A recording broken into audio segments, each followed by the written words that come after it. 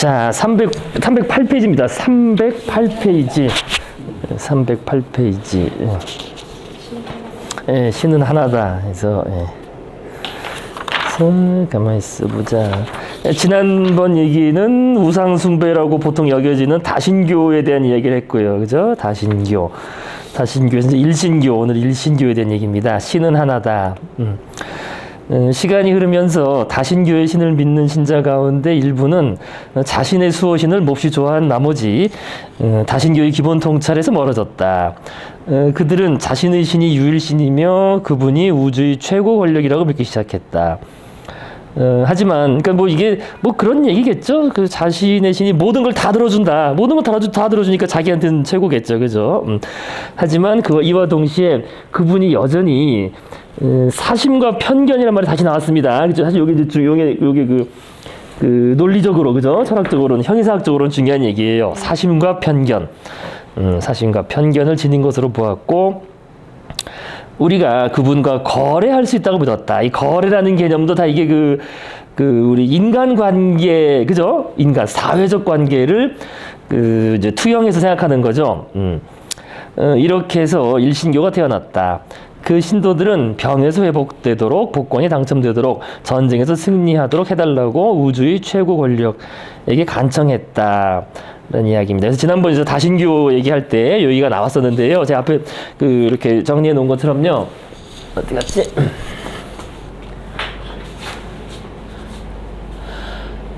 그러니까 그래서 일신교와 구별되는 다신교에서는 모든 것을 지배하는 다신교에서도, 그죠? 그러니까 지배하는 최고 권력이 존재한다고 본다. 이런 생각은 그죠? 꼭 일신교가 아이들은 생각할 수 있는 거죠. 근데 신이 많다고 하더라도 이 전체를 지배한 뭐가 있다라는 그런 생각. 그래서 지난번에 뭐 아난케라든지 이런 운명의 여신 같은 거, 뭐 그런 거를 생각을 하겠죠. 그죠? 어떤 우주적인 필연성, 아주 가장 근원적인 뭐 아트만 뭐 이런 걸 생각을 하겠죠. 그런데 이제 그게 논리적인 얘기이기 때문에 결국에는 그 최고 권력은 관심이나 편견, 한쪽으로 기울어 있지 않다는 거예요. 사실 이게 상당히 중요한 얘기죠. 한쪽으로 기울어 있지 않다는 겁니다. 왜냐하면은 지난번에 말씀드린 얘기가 이 얘기입니다. 그러니까 그게 왜 관심이나 편견이 없냐면은 최고 권력이라는 그 개념 자체예요. 개념 자체. 그 개념 자체의 논리적인 의미에 의해서 그 개념 자체. 그냥 최고 권력 나오니까 야 가장 힘센 사람 아니냐 그러는데 이게 가장 힘센 정도가 아니라 그러니까 무한한 권력입니다. 그죠? 그러니까 가장 힘세다는 거는 유한한 것 중에서 가장 센 게 그렇다면 가장 세다고 말할 수가 없죠. 그죠? 그러니까 최고라는 말 자체는 권력 중에서 가장 최고 권력은 이게 무한한 파워예요. 무한한 파워, 무한한 힘, 무한. 그래서 무한으로 가는 거예요. 이게 무한. 그 절대 권력인 거죠. 최고 권력이라 이게 이 말 자체가 논리적인 의미에서 그렇다는 거예요. 논리적인 의미에서 무한한 권력이 이건 무한성의 존재라는 얘기예요. 결국에는 그죠? 시간도 끝도 없는 그죠? 시작도 끝도 없고 경계도 없는 무한한 권력이 무한성의 존재라는 건데 그래서 이제 여기에는 이 책에는 뭐 그런 형이사학적 얘기까지 갈 일이 없기 때문에 그런 얘기가 안 나왔지만요. 그게 깔려 있는 거예요. 그게. 그래서 이걸 잘 이해 못하면은 이게 이제 잘 이해가 안 될 수가 있죠. 그러니까 이게 무한성의 존재라는 건데. 그러니까 이게 그러니까 무한성의 관점에서는 인간은 유한한 존재거든요. 그죠? 시공간적으로, 인과적으로, 시공간적으로 유한한 존재이기 때문에 유한한 존재에게 어떤 일이 일어난다고 해도 무한한 존재의 관점에서 보면 그건 아무런 차이가 없다. 차이라는 말이 제일 중요하다. 차이. 이게 차이가 없는 일이라는 겁니다. 그죠? 그러니까 요게 그 차이가 있는 거 아니냐. 그죠? 무한한 존재가 보더라도 얘가 죽고 얘가 살고 얘가 전쟁에서 이기고 얘가 전쟁에서 진 거 이게 차이가 있는 거 아니라고 했는데 그거는 우리의 관점에 이미 유한성의 존재는 우리들의 생각에 불과한 거지. 그러니까 우리가 무한성의 존재의 관점에서 사실 생각하기가 어려워요. 생각하기가 어렵기 때문에 그렇다는 거지. 논리적으로는 이게 차이가 없는 일이라는 거예요. 차이가 없다. 그러니까 다시 말해서 무한성의 존재는 관심이나 편견이 있을 수가 없는 게 우리가 어떤 관심이나 편견을 가진다는 게 왜 그렇겠습니까? 관심, 편견, 그 다음에 그 미적인 끌림, 뭐가 끌린다. 이게 왜 그러냐면은 부족해서 그런 거야, 쉽게 말해서. 우리 진화적으로. 뭔가 부족하니까, 그죠? 그러니까 우리가 항상 그런 얘기 하잖아요. 유한한 자원, 그죠? 희소한 자원은 희소하고, 유한하고.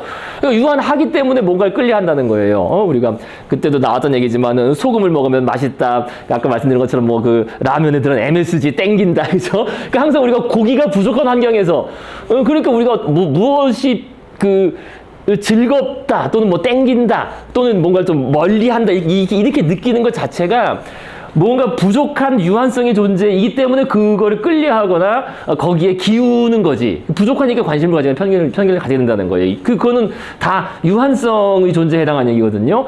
근데 우리 경제학에서 사실 그게 가치론적으로 잘못된 얘기인데, 경제학에서 좀 전에 말씀드린 것처럼 그런 얘기가 나와요.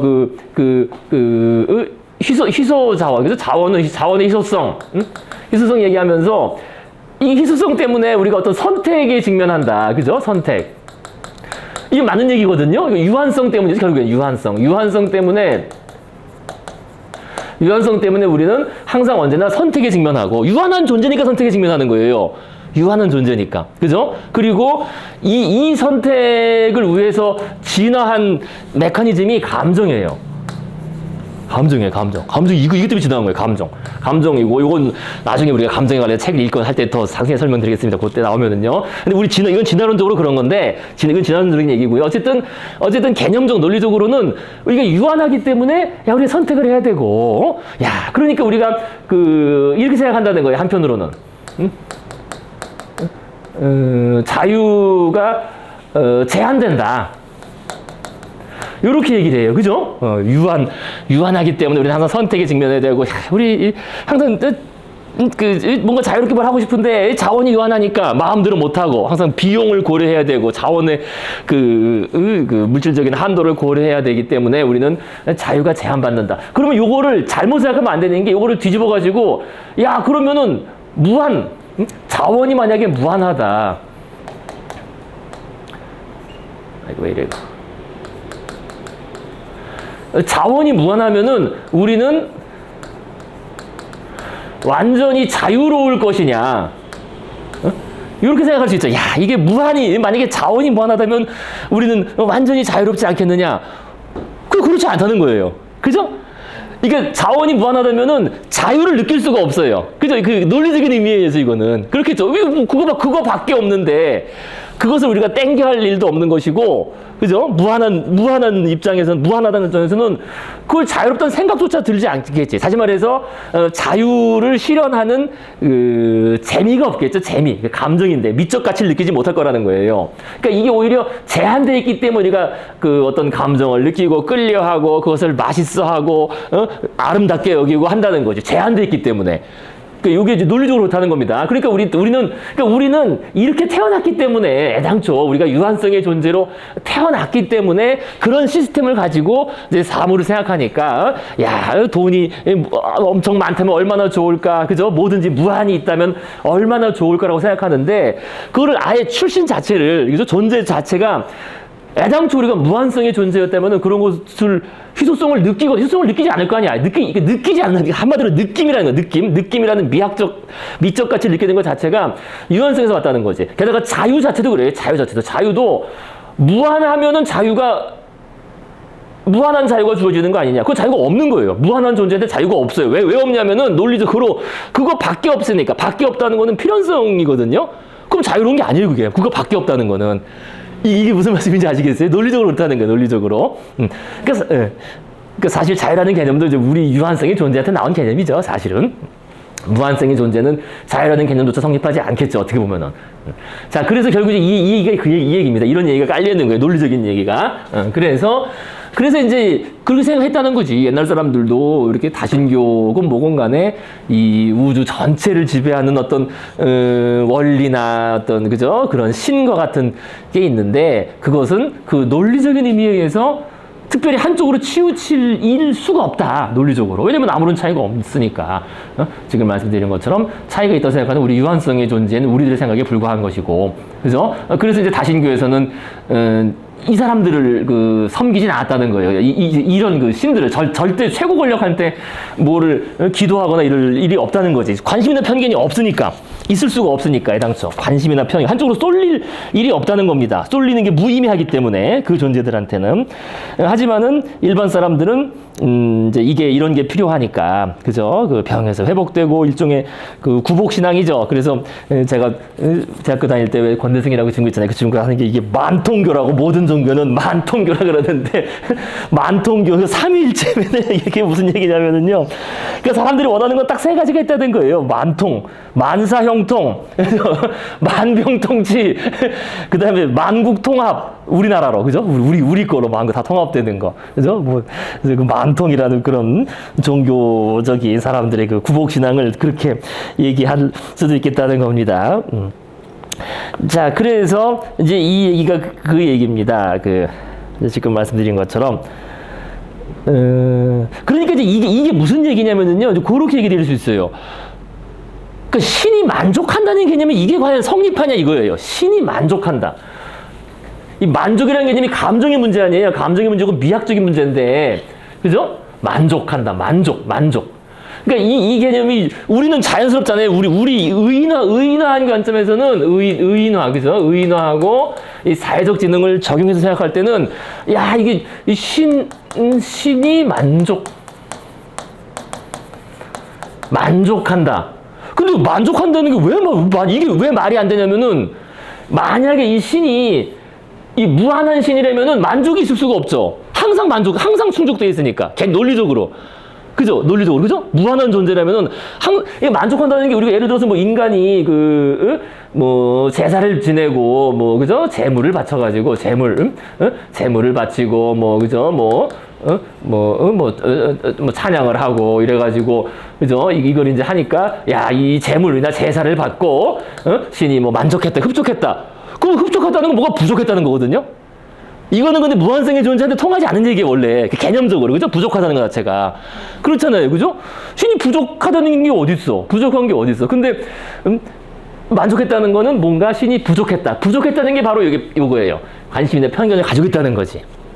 그게 이제 유대교의 신이라고 이제 나오는 겁니다. 이제 처음. 그래서 유대교의 신은 관심이나 편견을 가진 유일신이다. 유일신으로 자기들이 이제 생각을 했는데 관심이나 편견을 가지고 있고, 그러니까 이제 만족을 하는 거지. 어떤 양을 바치고 말이야, 이렇게 바쳤을 때, 재물이나 제사를 지냈을 때 만족을 하고, 물론 이거는 그 앞에서 설명한 것처럼 우리가 농경이 시작되면서 농사가 잘 되게 하기 위한 그와 같은 주술적인 행위가 연장된 거겠지만은요. 어쨌든 개념적으로는 그렇다는 거예요. 신이 만족한다는 개념이 이게 성립하지 않는다는 그 얘기를 이렇게 한 겁니다. 그 최고 권력은 관심이나 편견을 지니고 있지 않다. 만족할 일도 없고, 그죠? 누가 전쟁에서 이긴다 그래서 그 신이 만족할 일도 없고, 진다 그래서 만족할 일도 없고, 왜냐면 모든 게 꽉 차 있는 존재이기 때문에.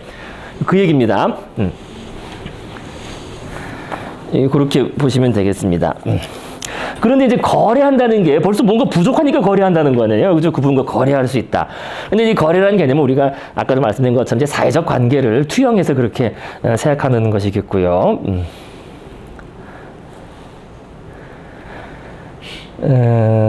자, 그래서 계속 보시겠습니다. 우리에게 알려진 최초의 일신교는 기원전 1350년경 이집트에서 나타났다. 이거 좀 독특한 일이긴 해요. 역사 기록에 자세히 남아있는 아주 독특한 일입니다. 요거는. 그래서 파라오 아케나테는 이전까지 이집트 만신전이 뭔지 말씀드렸죠. 그죠? 여러 신들, 그죠? 질병을 다스리는 신, 농사의 신, 여러 신들을 모시는 그런 곳에서 그저 그런 위치를 차지하던 아텐 신이 사실은 우주를 지배하는 최고 권력이라고 선언했다. 그래서 아케나텐이 파라오입니다. 그죠? 파라오 아케나텐은 아텐 숭배를 국교로 삼았고, 거기까지는 좋은데 이제 다른 모든 신에 대한 숭배를 저지하려고 했다는 거예요. 이제 이러면 갈등이 생기겠지. 그래서 그의 종국이 혁명은 성공하지 못했다. 그의 사후 아텐 숭배는 사라지고 옛 만신전, 그러니까 사람들은 다시 또 옛날 그 신들을 끌어들여서 그 만사형통, 만병통치를 또 기원했다, 그런 이야기입니다. 그래서요, 어디 갔지? 여기는 빼먹었네. 그러니까 아케나톤 얘기 먼저 간단히 다시 하시고, 그리고 아케나톤은 이집트, 상당히 오래전이죠. 그죠? 기원전 1353년경이니까. 어쨌든 참 독특해요. 독특한데, 그 유일신을 자기 혼자서 일신교를 처음으로 만든 거예요. 정말 알려진 일신교를. 이게 나중에 발굴됐어요. 발굴돼가지고 확인됐습니다. 예, 아케나톤의 미이라 껍데기 뚜껑, 그죠? 미이라 뚜껑이고요. 아테네라는 게 태양신이에요. 이제 농사 짓는 지역이니까 태양신. 그래서 아테네는 그냥 이런 태양 빗살로 이렇게 형상화되어 있습니다. 그리고 이 사람이 유명한 게 이 아들이 투탕카멘 알죠? 투탕카멘. 그러니까 이 사람 아들이 투탕카멘입니다. 이 사람이 어쨌든 이런 종교 교육을 왜 했느냐? 여러 가지 썰이 있는데 한 가지 썰은 그 당시 이제 아무래도 그 승려들, 그죠? 일종의 백성들의 어떤 구복신앙, 그죠? 구복신앙을 받아주는 승려들의 권력이 커지고, 그런 권력과 재산을 자기 왕권으로 이렇게 강화하기 위해서 했다는 등등 여러 가지 썰이 있습니다. 썰인데 어쨌든 참 독특하긴 해요. 독특하게 갑자기 한마디로 뜬금없이 일신교를 들고 나와가지고 태양신이 최고의 신이다라고 하는 것까지는 좋았는데, 문제는 이제 다른 거를 못 믿겠다는 거지. 그래서 그런 거를 다 파괴하고 못하게 했다. 그럼 당연히 그거에 관련된 그런 무당들, 옛날, 그죠? 아까 말한 성직자라고 할 수 있는 무당들, 사람들이 어떤 기복신앙, 와서 기도하고 이런 걸 못하게 했다는 거 아니에요. 오로지 태양신만 섬기고, 태양신의 아들인 자신을 따라야 된다. 그런 식으로 하니까 사람들이 받아들이지 못해가지고 왕이 이제 죽자 바로 이제 다시 투탕카멘이 10살 때 왕이 되거든요. 소년 왕이죠. 10살 때. 10살 때 왕이 돼가지고 19살 때가 죽나? 일찍 17살인가 금방 죽어요. 그죠? 금방 죽지. 그래서 다시 이 종교개혁은 완전 실패하게 됐다는 그런 어쨌든 역사적으로 상당히 자세히 알려진 그런 유일신 종교개혁이었습니다. 이집트에서 이런 일이 있었고요. 자, 그 다음에 아까 요 얘기도 써놨었구나. 그러니까 여기 이제 신관념이 우리는 보통 인격신을 많이 얘기하잖아요. 서양 기독교 쪽에서는 인격신. 그러니까 요거는 이제 실제로 조사해보면은요, 그죠? 요거는, 그죠? 사람들 조사해보면은 미국 사람들이나 카톨릭 신자들한테 남미 사람들이나 이렇게 물어보면은 신에 대해서 신이 어떤 존재라고 생각하냐? 그죠? 그러니까 신자건, 성직자건, 또는 신자가 아닌 사람들한테도 물어보면은 신에 대해 가지고 있는 관념을 조사해보면 우리는 신을 우리와 전혀 다른 존재로 생각하기보다는 우리와 비슷한 성격을 가진 존재로 생각하잖아요. 그죠? 인격신. 아까 말하는 그렇게 거래할 수 있고, 그죠? 제사를 받으면 흡족, 만족하고, 이런 식으로. 그죠? 그런데 이제 그게 형이사학적으로는 그렇지 않겠죠. 논리적으로는. 형이사학적 논리적으로는.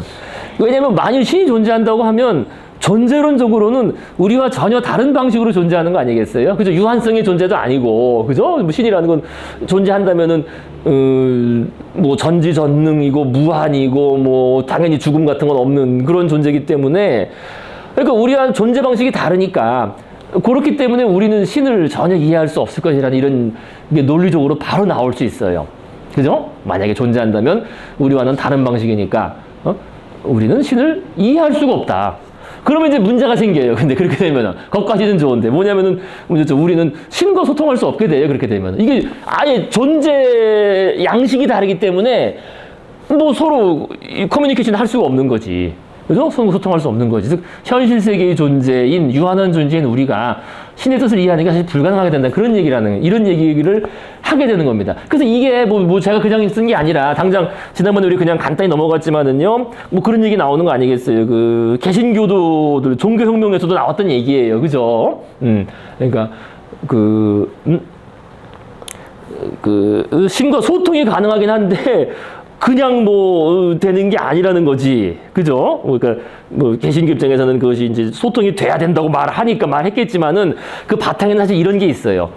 우리가 신의 뜻을 이해할 수 없다. 그래서 우리가 예를 들어서 지난번에 우리가 310페이지 읽었던 것처럼,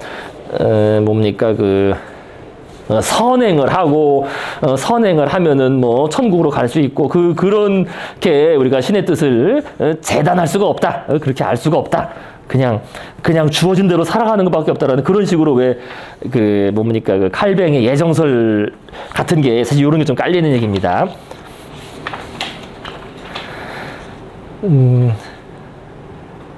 그래서 이 얘기가 신학 논쟁에서도 항상 중세처럼 나왔어요. 이 얘기가. 중세에서는 신학 논쟁을 많이 했으니까 항상 나왔어요. 이게 야, 신이 무한한 존재인데, 그럼 결국엔 우리는 신을 이해할 수 없는 거 아니야? 우리 인간의 언어로는 표현할 수 없는 거 아니라는 얘기가 항상 나왔는데, 그 종교 논쟁의 결론은 그런 쪽 주장한 사람들은 항상 패배로 끝났어요. 왜 패배로 끝나냐면은 그렇게 얘기하면은 이게 선교가 불가능해. 선교하고 그 종교적인 어떤 지배가 불가능하잖아요. 신의 뜻을 알 수 없는데 그럼 교황이나 사제들은 니들이 뭔 말하는 거냐? 그죠? 이걸 할 수 없기 때문에 현실적인 왜 부합하지 않기 때문에 그런 논리적인 쪽을 주장하는 쪽은 항상 나중에 결국엔 소외가 됐습니다만 항상 이런 얘기가 나왔어요. 근데 논리적으로 따져보면 그렇거든요. 존재 양식이 다른데 우리가 그걸 어떻게 이해할 수 있을 것이냐, 그죠?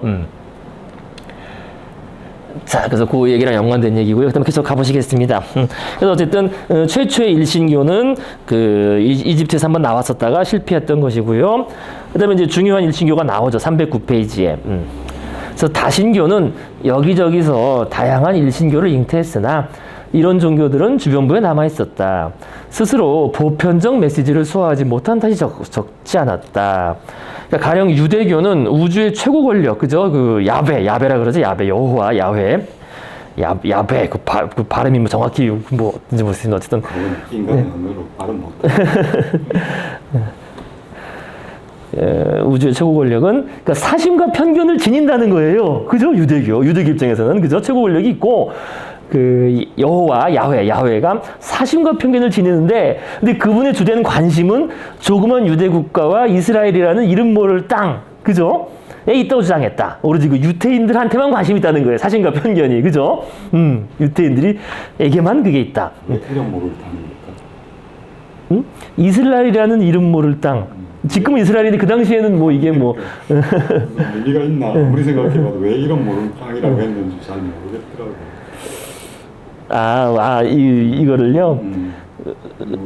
부자는 뭔가 의미를 부여한 것 같은데. 그 당시엔 이름이 없지 않았을까요? 그런 의미. 유대인들이 사는 어디? 이스라엘의 야곱의 이름이에요. 맞아. 이스라엘.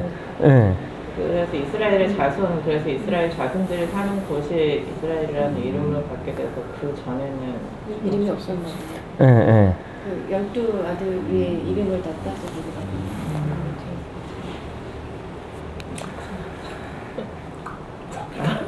자, 그래서 유대교는 다른 나라에게는 이 믿음을 권하지 않았고 다른 민족이죠, 그죠? 다른 네이션. 그렇지. 왜냐면 유대 민족이 아니고서는 뭐 구원받거나 뭐 할 수 없으니까. 선민사상, 그죠? 그래서 그 존속 기간 대부분 동안 선교를 하지도 않았다. 뭐 실제로 뭐 유태교는 선교를 할 수가 없잖아요. 유대교가 어떻게 선교해요, 그죠? 이 단계를 우리는 지역적 일신론 단계라고 부를 수 있을 것이다. 그래서 지역적으로 자기네 신이 최고고, 그죠? 자기들을 위해서 이제 존재한다. 그 신의 권력이. 그러니까 사심과 편견을 가지고 있는 거죠. 이게 독특한 거예요. 이게 그만큼 아주 그 인간화된 그러니까 인간의 그 사회적 뇌를 그냥 거의 투영한 그런 모습이죠. 그죠? 유대교 일신교의 그 신의 모습이라는 게, 그죠? 근데 비약적 돌파구는 기독교와 함께 왔다. 그래서 기독교 신앙은 나자렛 예수가 그들이 오래 기다리던 구세주라는 것을 유대인에게 확신시키려 했던 비전, 그죠? 비밀리에 전수되던, 그죠? 그 끼리끼리 전수되던 그런 유대교 분파에 시작되었다. 하지만 이 분파의 첫 리더 중 하나였던 타르수스의 바울은 만일 우주의 최고 권력이 관심과 편견을 지니고 있으며 수고롭게도 피와 살을 가진 존재로 화신하셔서 인류를 구원하려고 십자가에서 돌아가셨다면 이것은 유대인에게 뿐만 아니라, 그죠? 만민에게 전파되어야 할 이야기이므로 예수에 대한 좋은 말씀, 복음이라 그러죠, 그죠? 굿뉴스, 그죠? 복음을 전 세계로 전파할 필요가 있다고 추론했다. 뭐 얘기는 어쨌든 길지만은 뭐 보편화가 됐다는 거예요, 그죠? 보편화. 그래서 바울의 주장은 비옥한 땅에 씨를 뿌렸다. 기독교인들은 모든 인류를 겨냥해 광범위한 선교 활동을 지속하기 시작했다. 이 비이적 유대교 분파가 강력한 로마 제국을 접수한 것은 역사상 가장 이상한 사태 선교로 꼽힌다. 뭐 그렇긴 해요, 사실 상당히 독특한 일이긴 하죠. 어떻게 뭐 역사적으로 봤을 때. 그래서 앞에 바울이 있지만 바울이 사실 중요하죠. 여기, 그죠? 바울 뭐 아시겠지만은 원래 이름은 사울이었고 초기 기독교의 사도 바울이라고 보통 얘기합니다. 그죠? 사도 바울 꼭 붙어요. 사도로서. 그러니까 신약 성서의 절반 정도를 27편 중에 14편이 자기가 쓴 서한 내지는 자기 제자들이 쓴 그런 글들이죠. 그 신약 성서의 절반이 바울이 쓴 이야기니까 이게 예수 이야기가 아니라 사실은 바울 이야기거든요. 바울 성서지 어떻게 보면. 그래서 그는 예수를 믿는 자들을 앞장서서 박해하였으나 예수의 음성을 들은 이후에 회심하여 땅 끝까지 복음을 전파하기 위해 여행을 다녔다. 그래서 여기 그래서 이게 유명한 그 카라바조가 그리는 그림이죠. 그 다마스쿠스로 가는 길에서 뭐 환한 빛을 보고서 깜짝 말해서 떨어져가지고 너는 왜 나를 핍박하느냐 어쩌고 해가지고 그때 이제 개종했다고 합니다. 개심 컨버전했다고 합니다. 그래서 바울은 그렇게 믿었다고 해요. 이 땅 끝까지 복음이 다 전파되면 그때 메시아가 다시 재림한다 생각했다 그래요. 그러니까 다 끝까지 전파하면은 모든 사람한테 다 그 복음 굿뉴스가 알려지면은 그때서 비로소 예수가 재림해서 할 것이다라고 생각을 했다고 합니다. 어쨌든 그렇게 열심히 다닌 겁니다. 그래서 이런 평가가 있죠, 기본적으로. 그죠?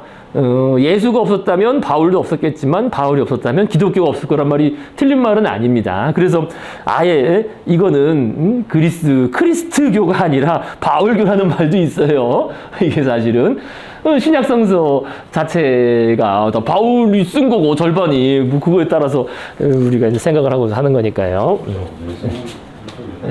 정치 운동가였지. 그렇죠. 예. 그렇게 이제 그죠? 가는 컸지만 그 내용이 전부 예수 그 권위를 가지고. 근데 바울은 어쨌든 예수를 만난 적이 없고, 그죠? 직접 본 적이 없고, 바울은 자기가 그냥 자기 생각으로 얘기한 거거든요. 사실은 그런 거예요. 사실은 그죠? 로마 사회에서의 바울의 포지션이 그러니까 굉장히 중요했던 거죠. 그렇죠. 영향력이 있는 인물이었으니까. 불교가 왕 잘 만나서 인도에서 딱 퍼졌던 어쨌든 바울이란 독특한. 굉장히 극적이잖아요. 하나보이 최성공을 보던 하나보이 그 대장이 한순간 돌아서면서. 자, 그 다음 가시겠습니다. 그래서 바울도 대단히 성공적이었는데, 근데 더 성공적인 게 사실은 이슬람이에요. 사실 어떻게 보면 더 빠르게 퍼진 거 사실은. 그죠? 그래서 기독교의 성공은 7세기 아라비아 반도에서 출현한 또 다른 일신교의 모델이 되었다.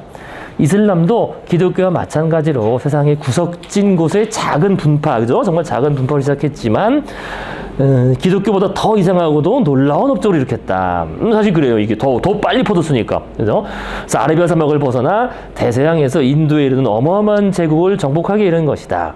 그래서 이 시기를 기점으로 일신교 사상은 세계사에서 중심적 역할을 하게 되었다. 그래서 앞에 이렇게 제가 했는 것처럼, 그죠? 이게 그죠? 무함마드. 요즘에는 옛날에는 모하메트 요즘 마호메트라고 그랬구나. 어리는 마호메트. 근데 마호메트라고 안 하고 이제 그쪽 발음대로 그냥 우리가 무함마드라고 요즘 이렇게 한다고 합니다. 저도 어릴 때 맨날 마호메트 이랬는데 이제 무함마드. 그러니까 이게 뒤에도 나오는데 계속 예수도 이런 얘기 했잖아요. 마지막 예언자라 그랬나요? 예수도? 자기가 그랬나? 아니면 요한이 마지막 예언자였나요? 네. 그죠? 요한이 마지막 예언자로는 마지막이고, 예수는 이제 신이 화신했다고 하는 거니까, 그죠? 그러니까 어쨌든 그런 얘기가 항상 나와요. 이 종교를 보면 항상 자기가 내가 마지막 예언자다. 이 뒤에 많이도 그렇고, 다 그런 식으로 내가 마지막 예언자라고 나옵니다. 그래서 꾸란이라고 하잖아요, 그거를. 그죠? 그 코란, 옛날에 코란이라 그러지, 꾸란이라고, 이런 발음대로. 그래서 이렇게 이게 가브리엘 천사, 그죠? 가브리엘 천사, 대천사, 지브릴 저쪽 발음으로 가브리엘 천사로부터 가르침을 받는 610년에 계시를 받았다고 하고, 그러다가 헤지라로 이제 쫓겨가서 도망갔다가 다시 거기서 세력을 모아가지고 그죠? 메카를 점령하고, 이게 지하드예요. 일종의 지하드, 성스러운 전쟁. 메카 점령하고, 무함마드는 금방 죽지만은 아주 빠르게, 그죠? 빠르게, 여기 지금 지도에 나와 있는 것처럼, 그죠? 지도, 보시죠. 그죠? 311페이지에 지도에 보시는 것처럼 정말 빠르게 이쪽 지역을 다 장악합니다. 근데 이게 참 의미가 큰 게요. 이게 기독교는 사실은 변방으로 밀려난 거예요. 이 지도에 의하면은. 그러니까 이 당시 문화의 중심이 지중해와 요 소아시아, 그죠? 메소포타미아, 뭐, 요런 게 문명의 발상지잖아요. 일종의, 그죠? 그 다음에 그 동서양의 교역로까지, 실크로드까지 장악한 세력이 사실은 이슬람이거든요. 그죠? 그러니까 이슬람이 어떻게 보면 세상의 노른자 땅의 거의 절반을 가진 거고, 그 다음에 물론 또 노른자 땅이 중국에 있지만요, 중국. 중국은 뭐 또 이제 다른 유교적인 그런 전통이었고, 그러니까 기독교는 한편으로 어떻게 보면 밀려난 거지. 저 변방으로. 야만인 종교로 밀려난 거지. 한편 어떻게 보면은. 북쪽으로 밀려난 거니까 따지면은. 그 지도가 그렇게 되어 있잖아요. 그죠?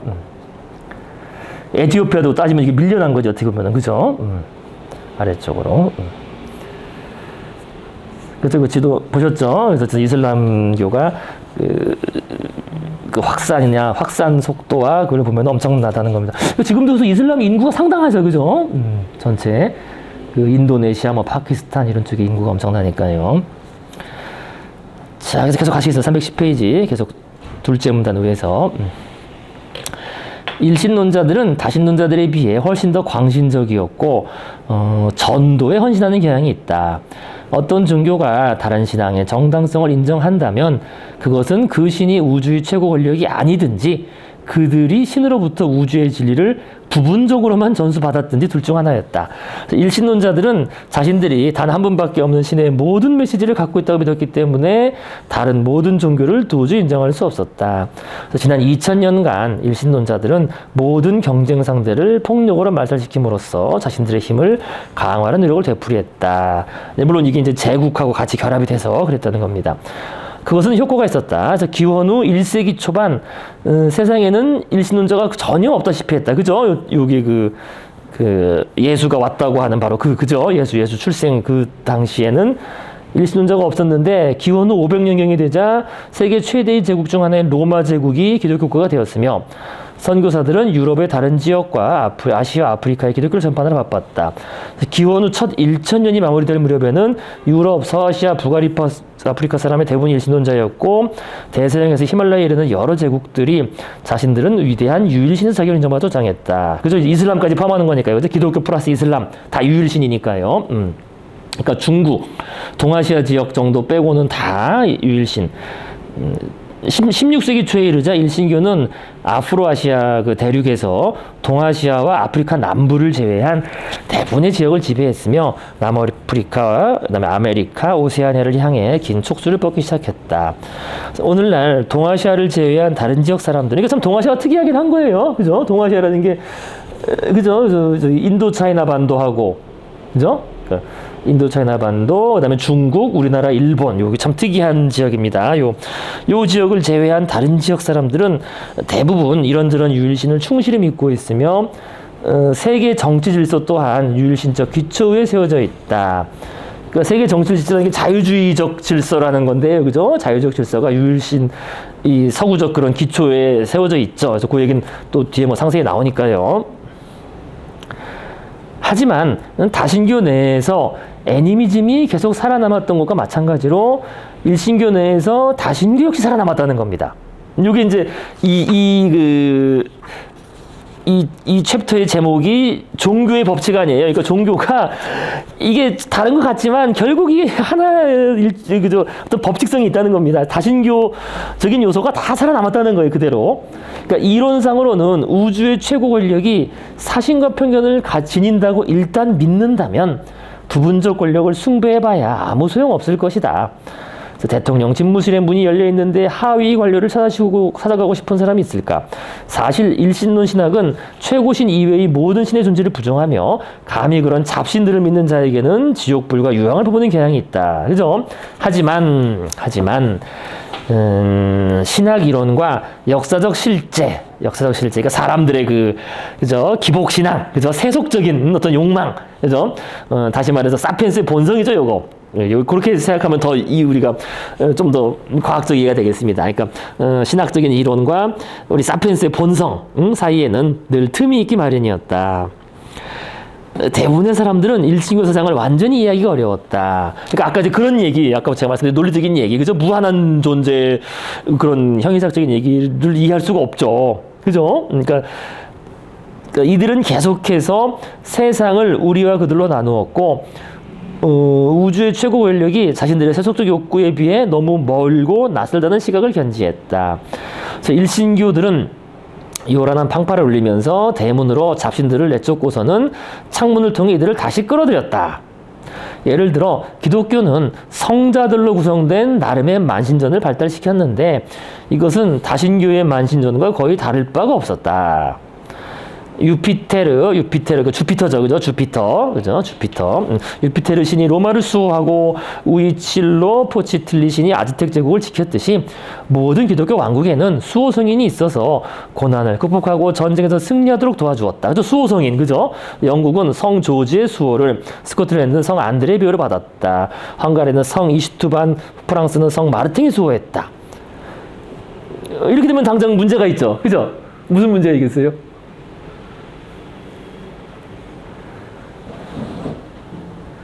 각 나라마다 자기 수호 성인이 있어요, 그죠? 제가 뭐 따로 이거 뭐 그림 다 찾고 이러지 않았는데 이거 다 이거 저 올리면 너무 양도 많아지고 해가지고요.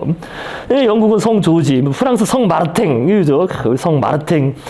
이게 수호 성인들이 있는데 이건 뭐 어떤 문제가 있겠어요? 이게 두 나라가 싸우면 어떻게 돼?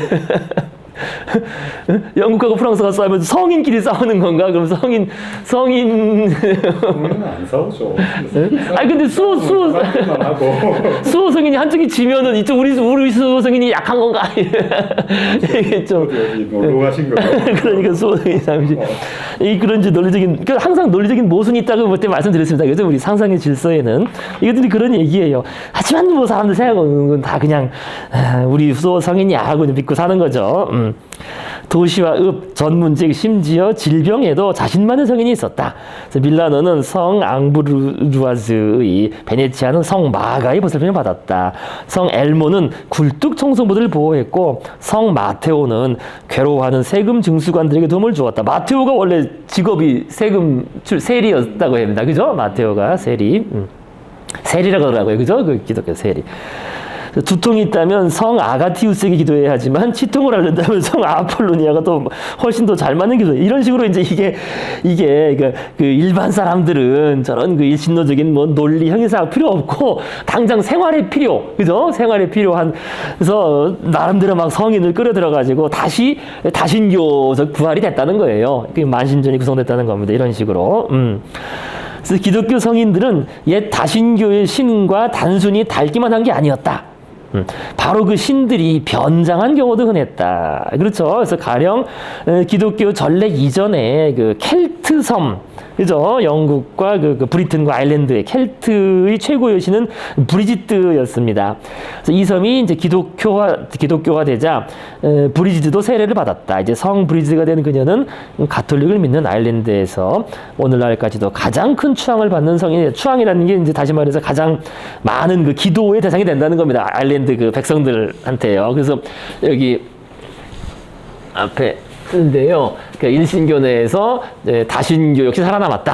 왜냐면 대부분의 사람들은 그죠? 세속적 성공, 부귀, 영화, 행복을 추구하는 사람들한테 이 최고가 걸보다 당장 이제 뭐 아픈 거를 좀 낫게 해주고 이럴 그죠? 만사형통, 만병통치해줄 그런 신이 필요했기 때문에 그래서 요게 사실 이거는 참 그죠? 이 성모 마리아 문제가 연관돼요. 이게 성모 마리아 기독교에서는 성모 공경이라고 보통 표현을 쓰는데요. 야 그럼 성모는 신이냐? 신은 아닌데 사실은 이 다신교에서 그런 했던 그 역할을 사실 한다는 겁니다. 그죠? 그러니까 이것도 물론 우리가 인간관계 어디 썼지? 제가 여기 그죠?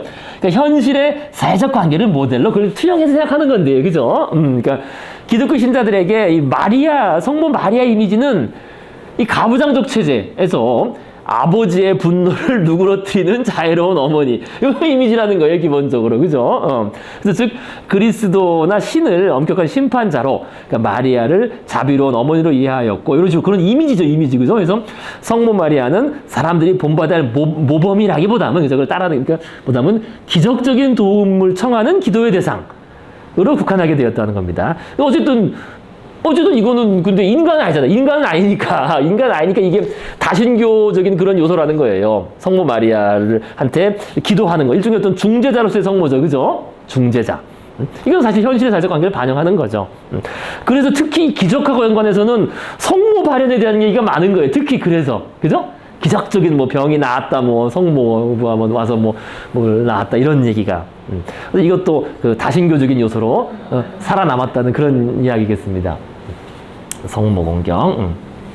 그 다음에 그래서 결국 기독교는 그런 이런 성자들, 성인들을 다 끌어들여서 그죠 이런 만신전, 그죠 이렇게 그죠 이게 그 실제 로마에 있는 그 만신전 판테온입니다. 판테온, 지난번에 말씀드렸죠. 판테온, 판이 모든 이란 뜻이고 테온은 신, 그죠. 그래서 이렇게 신들을 입상을 딱 이렇게 다 안에 들어가 있는 겁니다. 이게 여러 자기들이 믿는 신들을 다 이런 식으로 쭉 돼 있다는 거겠죠. 그래서 브리짓 아까 나왔는데요. 어쨌든 이 켈트 신화에서 가장 중요한 여신입니다. 가장 중요한 여신으로서 뭘 다 관장해요. 뭐 시, 대장, 여기 이렇게 여기 불 있잖아요. 불, 그죠? 여기 불에다가 망치에다가 씨를 뿌리는 거 이런 거. 그래서 의료, 예술, 장인, 가축, 우물, 봄의 여신으로서. 근데 이게 이제 이 켈트 사람들은 이 여신한테 이제 맨날 기도했겠죠, 그죠? 뭐 농사 잘 짓게 해달라, 뭐 해달라 기도했을 텐데 나중에 이 아일랜드가 기독교화되면서 한 5세기경에 이런 그 성녀 브리지다라는 수녀가 있습니다. 이 수녀한테 이 역할이 다 이제 투영된 거예요. 그래서 이 수녀가 아일랜드의 수호 성인이 되는 거고요.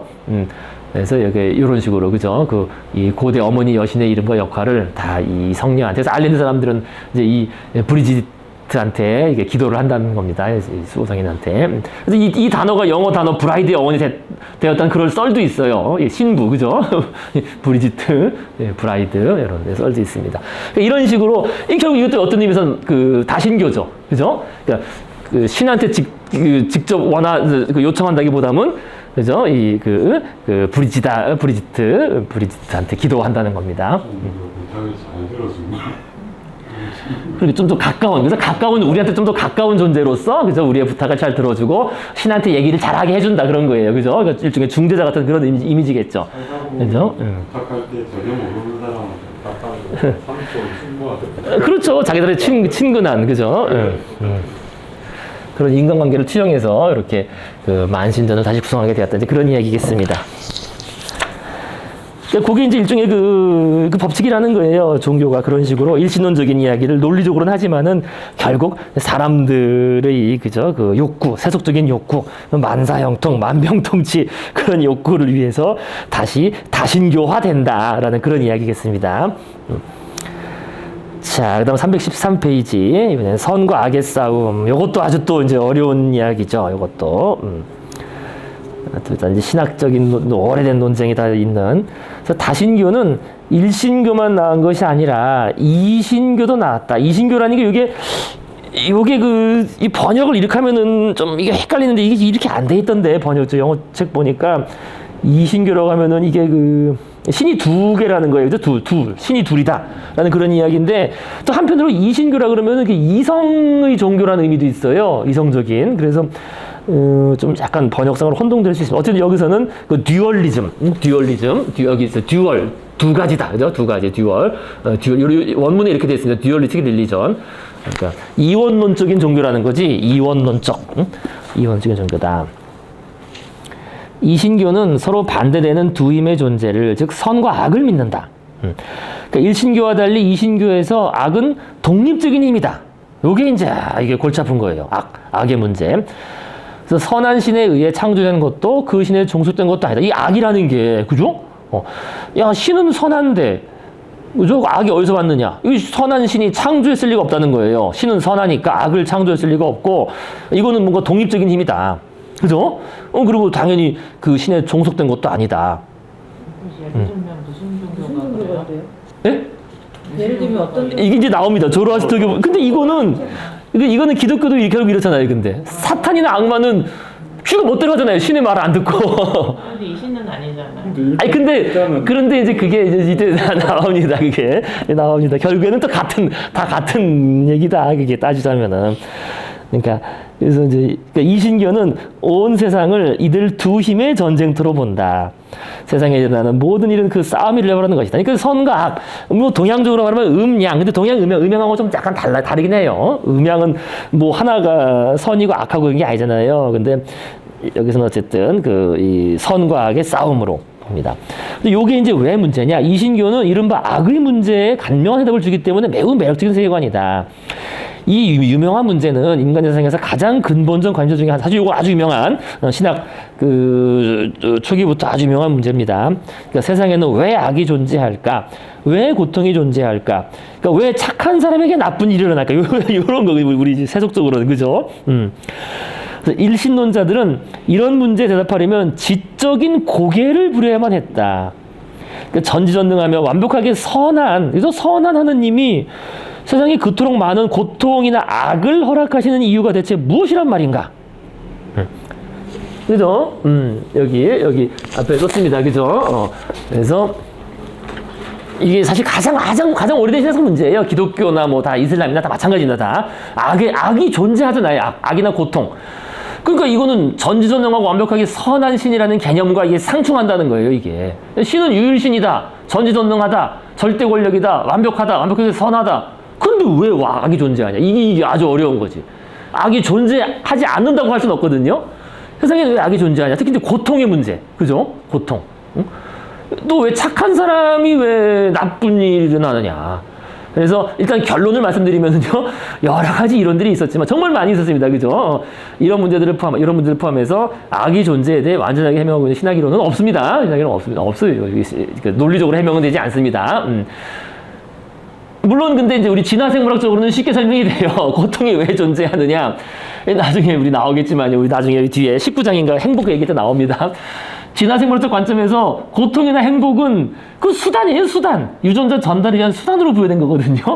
왜 존재하는 거지? 아니, 쉽게 설명되는데 이제 어쨌든 이게 신학적 관점에서 설명이 안 돼요. 왜 고통이 존재하고 왜 악이 존재하느냐? 이 개념하고 들어맞지 않는다는 겁니다.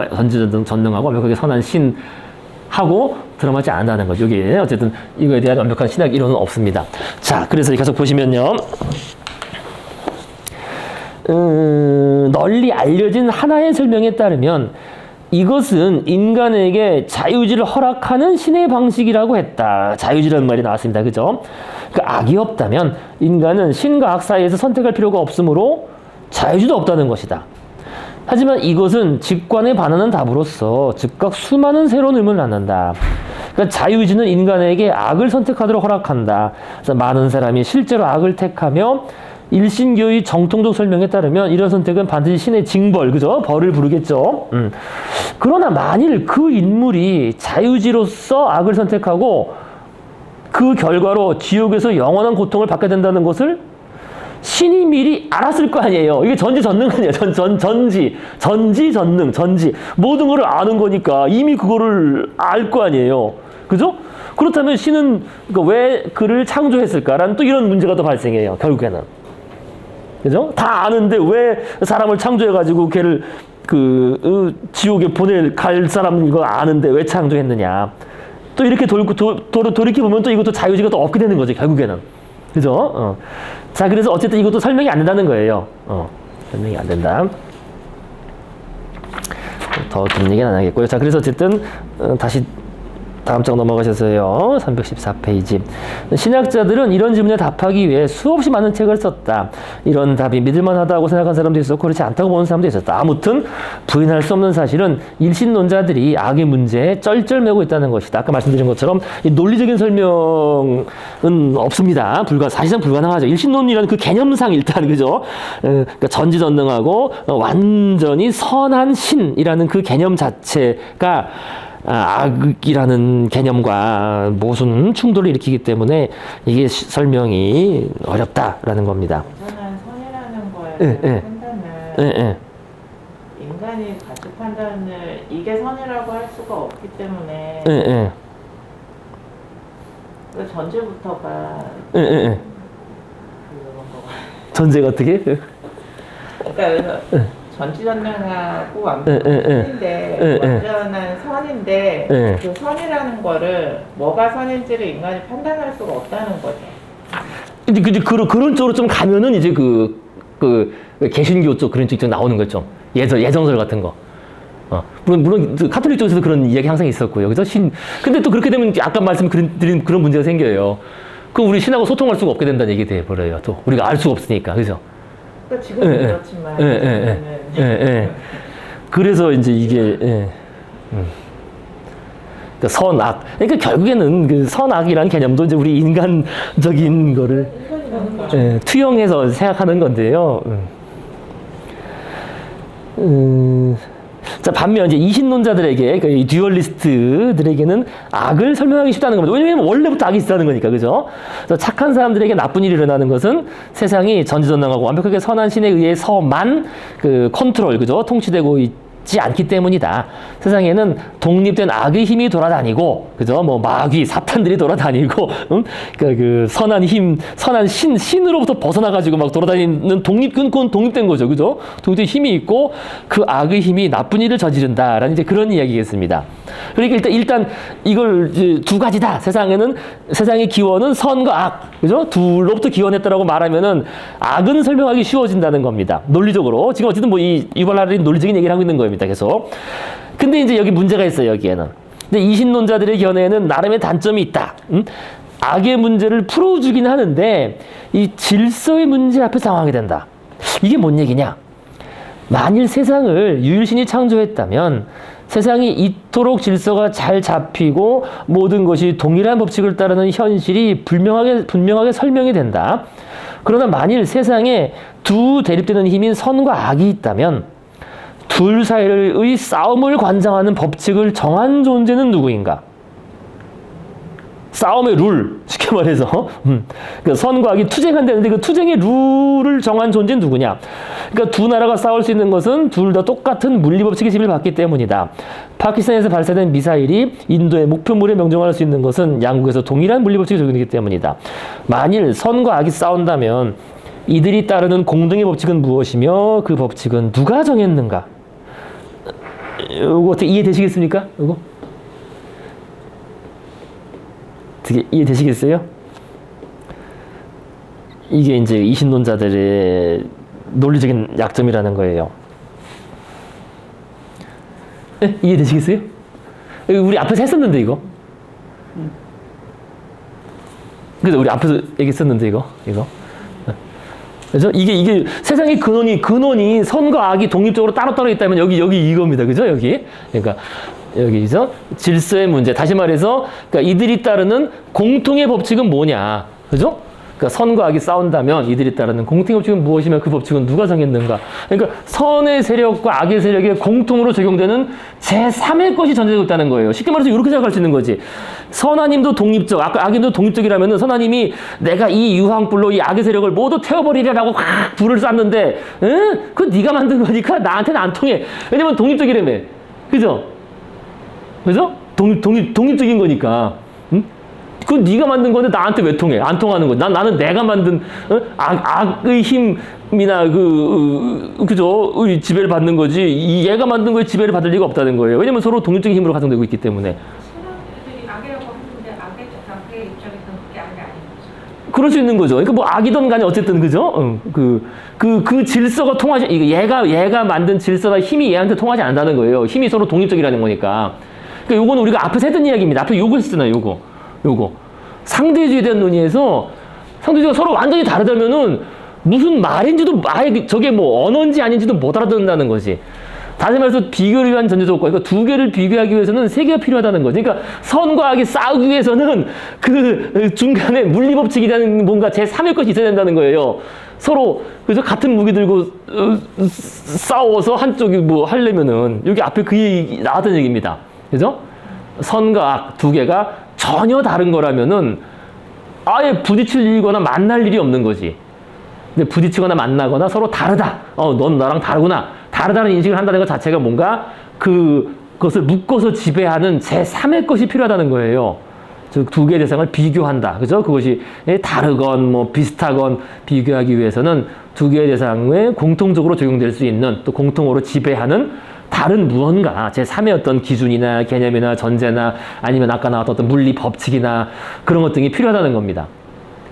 그죠? 무슨 말씀 이해하죠? 요게 바로 적용되는 거예요. 지금 이 얘기가. 이게. 그러니까 논리적으로 선한 힘하고 악한 힘이 완전히 다르다. 독립적인 힘이라고 가정되고 있다면 뭐 서로가 서로한테 통할 일이 없는 거지. 아무리 무기를 쏴도 그거는 얘가 만든 거니까 얘한테 안 통하고 얘는 얘한테 안 통하고. 그죠? 그러니까 네?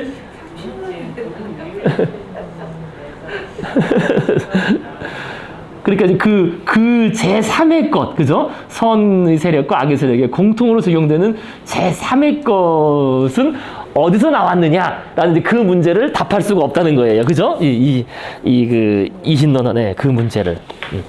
둘이 싸운다고 하는데, 부딪힌다면은 벌써 부딪혔을 때의 그 바탕이 되는 공통, 바탕을 설명할 수가 없다 이런 얘기입니다.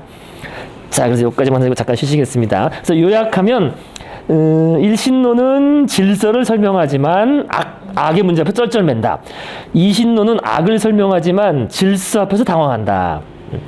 이 수수께끼를 해결하는 논리적 방법이 하나가 있다. 온 우주를 창조한 전능한 유일신이 있는데 그 신이 악한 신이라고 정하는 것이다. 악한 신이라는 게 뭡니까? 악한 신 이게. 하지만 그런 신앙을 가질 배짱이 있는 사람은 역사상 아무도 없었다. 이게 논리적으로 해결이 됩니까? 어떻게 되죠? 이렇게 되면 유일신이 악한 신이다. 절대 악의 신이. 근데 아무도 안 묻겠지만 이게 논리적인 설명. 우리가 악하다고 생각하는 거라니까요. 네? 인간이. 아니 물론 그런데요. 그러니까 이게 논리적으로 우주를 창조한 유일신이 악한 신이라고 하면은 이게 다 설명이 될까요? 그죠. 그럼 선하님은 어떻게 하죠? 아니 그거는 저거지. 이 악한 신이 자기 재미 쓰려고 인간 골탕 먹이는 거지. 함정, 그러니까 자신이 이 질서를 만들어 놓고 그 질서 속에서 인간을 구렁텅이에 빠뜨려서 결국 빠뜨려서 고통, 근데 고통을 주려면 또 달콤한 사탕도 좀 맛보게 하다가 이제 구렁텅이에 빠뜨리는 거지. 빠뜨려가지고 즐겁다라고 하는 거지. 그런 의미에서 악한 신이라는 거예요. 자기가 그 인간 골려 먹는 재미로 그 인간을 창조했다 그런 얘기가 되는 거지. 근데 그렇게 주장할 사람이 없다는 얘기죠 물론. 근데 논리적으로는 그렇다는 겁니다. 그러니까 유발 하라리 얘기는 그러니까 그런 거 보면 참. 유발 하라리가 한편으로는 뭐 시니컬하다고 해야 되나? 어쨌든 그래요. 그러니까 유태인인데 유태인이죠. 유태인이고 이스라엘 그쪽 교수인데 거의 뭐 그 뭐야 조용하잖아. 기독교 같은 걸 그 소설로 써놓은 뭐 사랑의 아들이라고 혹시 아세요? 뭐 이문열의 사람의 아들이요. 그런 그 기독교가 들어가는 그런 소설들에서 기독교에 반하는 인물들이 나오는 그런 나오죠. 소설을 보면 결론이 이리 가는 거예요. 그렇죠. 신은 신이 우리를 속이고 있다. 우리를 속이고 시험에 들기 위해서 구렁텅이 빠져 저 봐라 해가지고 예수님과 도둑님이라는 책을 엄마가 보는데 그러니까 어른들 보는 책인데 어린 나이에 봤는데 그게 아직도 기억에 나요. 예수님과 도둑님 도둑님 어쨌든 어제 예수님이 십자가에 못 박힐 때 다른 두 제자들이 있었죠. 그 중에 한 명이 주인공인 거예요. 근데 예수님이라는 성인은 이렇게 멀리서 보면서 이제 따라서 이제 자기도 그 수법을 따라서 이 사람은 사기를 치는 사람이 약간 본 것 같다. 그런 내용이었는데 그거 그럴 수 있죠. 예. 맞아요. 그죠? 그죠? 사람의 아들이라든지, 뭐, 까라마소프의 형제라든지 보면 약간 요런 쪽으로 가요. 신이 결국 우리를 골탕 먹이려고 이러고 있는 거 아니냐. 그죠? 뭐 그런 식 얘기들이 결국 뭐 자기 악함을 정당화하는 방법이죠. 사실 그렇죠. 예, 그죠. 근데 이것도 저희 수녀님이 또 얘기를 해줬는데, 제목이 기억이 안 나는데, 영화를 보셨었대요. 근데 거기서는 어쨌든 유다 이스카리옷이라는 그 사도가 예수님을 배신했잖아요. 그러니까 이제 기독교에서는 완전 그러니까 13일의 금요일과 뭐 그걸 굉장히 악한쪽으로 보지만 이제 그 영화의 관점에서는 어쨌든 예수님이 그렇게 배척을 받고 돌아가셔야 전 인간을 하는 거기 때문에 구원 사업 때문에 이제 얘는 그렇게 될 수밖에 없고 그 역할을 맡을 수밖에 필연성을 이해한 거죠. 없었다. 이제 관점이 이제 거꾸로 지금 뭐 이제 악한 신이 이제 사람을 데리고 놀려고 사는 게 나오는 것처럼 이렇게 악한 것도 뒤에는 이제 사실은 선한 의도로 그렇게 됐다는 관점이 있는 뭐 그런 영화를 보셨다고. 그러니까 이게 선과 악이라는 게 해석에 따라서 그렇게 될 수가 있는 거라. 그래서 유다서가 발견됐다고 그랬잖아요. 그래서 그죠? 어디 동굴에서 유다서. 사막. 물론 그죠 사막어에서 그죠 그것이 기독교에서는 인정하지 않는 그런 그 성서지만은 유다가 발견했다고 하고 어쨌든 유다가 그런 뭐 거기 그런 거 있다며 거기에는 유다 너만이 저걸 진리했다. 그러니까 그죠 오히려. 예. 지금 우리가 알고 있는 기독교라고 하는 게 바울이 만든 거라서 맞아요 바울교에서 강하게 들어가 있어가지고 맞아요 그런 초기나 이런 것들이 다 이제 많이 없어졌죠. 결국은 인간이 쓴 책이잖아요. 책이죠. 이야기잖아. 맞아. 네. 그러니까 그거를 막 정말 막 그렇게 해가지고 신의 뜻을 뭐 짐작하지 말라 이런 맞아, 거지. 맞아. 지금 저기 선한 신학같이 선이고 악이고 그거 자체가 인간이 만든 거예요. 아니 그렇죠. 왜 그러는 거야? 그래서 신 그러니까 아까 말씀드린 무한한 존재한테는 선악이 없을 거 아니겠어요 원래 그죠? 그게 맞아. 근데 그렇게 되면 또 이제 아까 말씀드린 것처럼 인간하고 소통의 문제가 또 발생해요. 원하는 존재가 없다고. 아까 그 소통이라는 거는 내가 뭔가 바라는 게 있는. 아, 그렇죠. 예. 기복 신앙을 예. 하지 말라는 그러니까 저는 안 믿기 때문에. 가장 대단한 발명품이다 이거죠 사실. 인간이 만든 상상의 상상의 산물로서. 이거 챕터 진짜 이따구로 있으려고 했는데. 상상의 상상의 자, 그럼 계속 가시겠습니다. 그래서 315페이지 이제 맨 위에 이 문장 뭐 다른 거 없죠? 똑같죠 문장은 여기는 똑같죠. 예. 이신교는 1,000년 이상 번성했다. 그러니까 이게 이제 우리가 잊혀서 그렇지 이게 좀 중요해요. 이 부분이 역사적으로 아주 중요합니다. 역사적으로 기원전 1500년에서 기원전 1000년 사이 어느 시기에 조로아스터 그죠? 자라투스트라 그 유명한 그죠? 자라투스트라는 이렇게 말했다. 그걸 예전에 그 농담으로 투스트라는 그렇게 말했다. 자라. 투스트라는 그렇게 말했다. 자라. 이런 이름의 예언자가 중앙아시아 어느 지역에서 활동했다. 그의 교리는 세대에서 세대로 전해져 마침내 가장 중요한 이신교인 조로아스터교가 되었다. 그 신봉자들은 세상을 선신인 아후라 마즈다. 이 아후라가 이게 아수라 백작이에요. 아수라. 인도에 오면 아수라가 된다고 하는 겁니다. 인도에서는 아수라. 근데 인도로 오면서 그게 악신으로 좀 그런 모습으로 바뀐다고 해요. 예. 저도 뭐 이런 거 잘 모르지만 그 정도 됐죠. 그래서 아후라 마즈다 악신인 앙그라 마이뉴 사이의 우주적 싸움 들어보았다. 인간은 이 전쟁에서 선신을 도와야만 했다. 조로아스터교는 고대 페르시아 아케메네스 제국에서 중요한 종교였고, 아케메네스 제국은 그 나중에 이제 알렉산더한테 망한 그 페르시아입니다. 뭐 다리우스 1세, 3세 뭐 나오는 그 제국. 그때 아주 이제 크게 번성하기 시작했고, 나중에는 그 지역에 있던 사산 왕조 그 페르시아, 이것도 페르시아예요. 사산 왕조 페르시아. 사산족 페르시아. 사산 제국의 공식 종교가 되었습니다. 651년. 근데 이게 중요해요. 651년 요때쯤에 바로 아까 말한 그 마호메트, 그죠? 무함마드가 나와가지고 이제 결국 이제 망하면서 조로아스터교가 사라지게 되는 거죠. 그러니까 이슬람이 다 정복하면서 이후 중동과 중앙아시아에서 발행한 거의 모든 여기 중요한 표현이에요. 여기 역사적으로 거의 모든 종교에 중요한 영향을 미쳤으며 그노시스파와 마니교 등 여러 이신교 영향을 불어넣었다. 그래서 앞에 요거를 먼저 미리 보시면 그다음에 쉽습니다. 조로아스터교가 요게 상당히 중요한데 오늘날 이제 이게 없어졌으니까 거의 남아있지 않으니까 잘 몰라요. 그래서 남아있는 경전도 거의 뭐 90%는 다 소실됐고 뭐 한 두 편 정도 남아있다고 하더라고요. 그래서 여기 조로아스터교라고 하고 이제 중국에서는 배화교라고 하죠. 불을 숭배한다.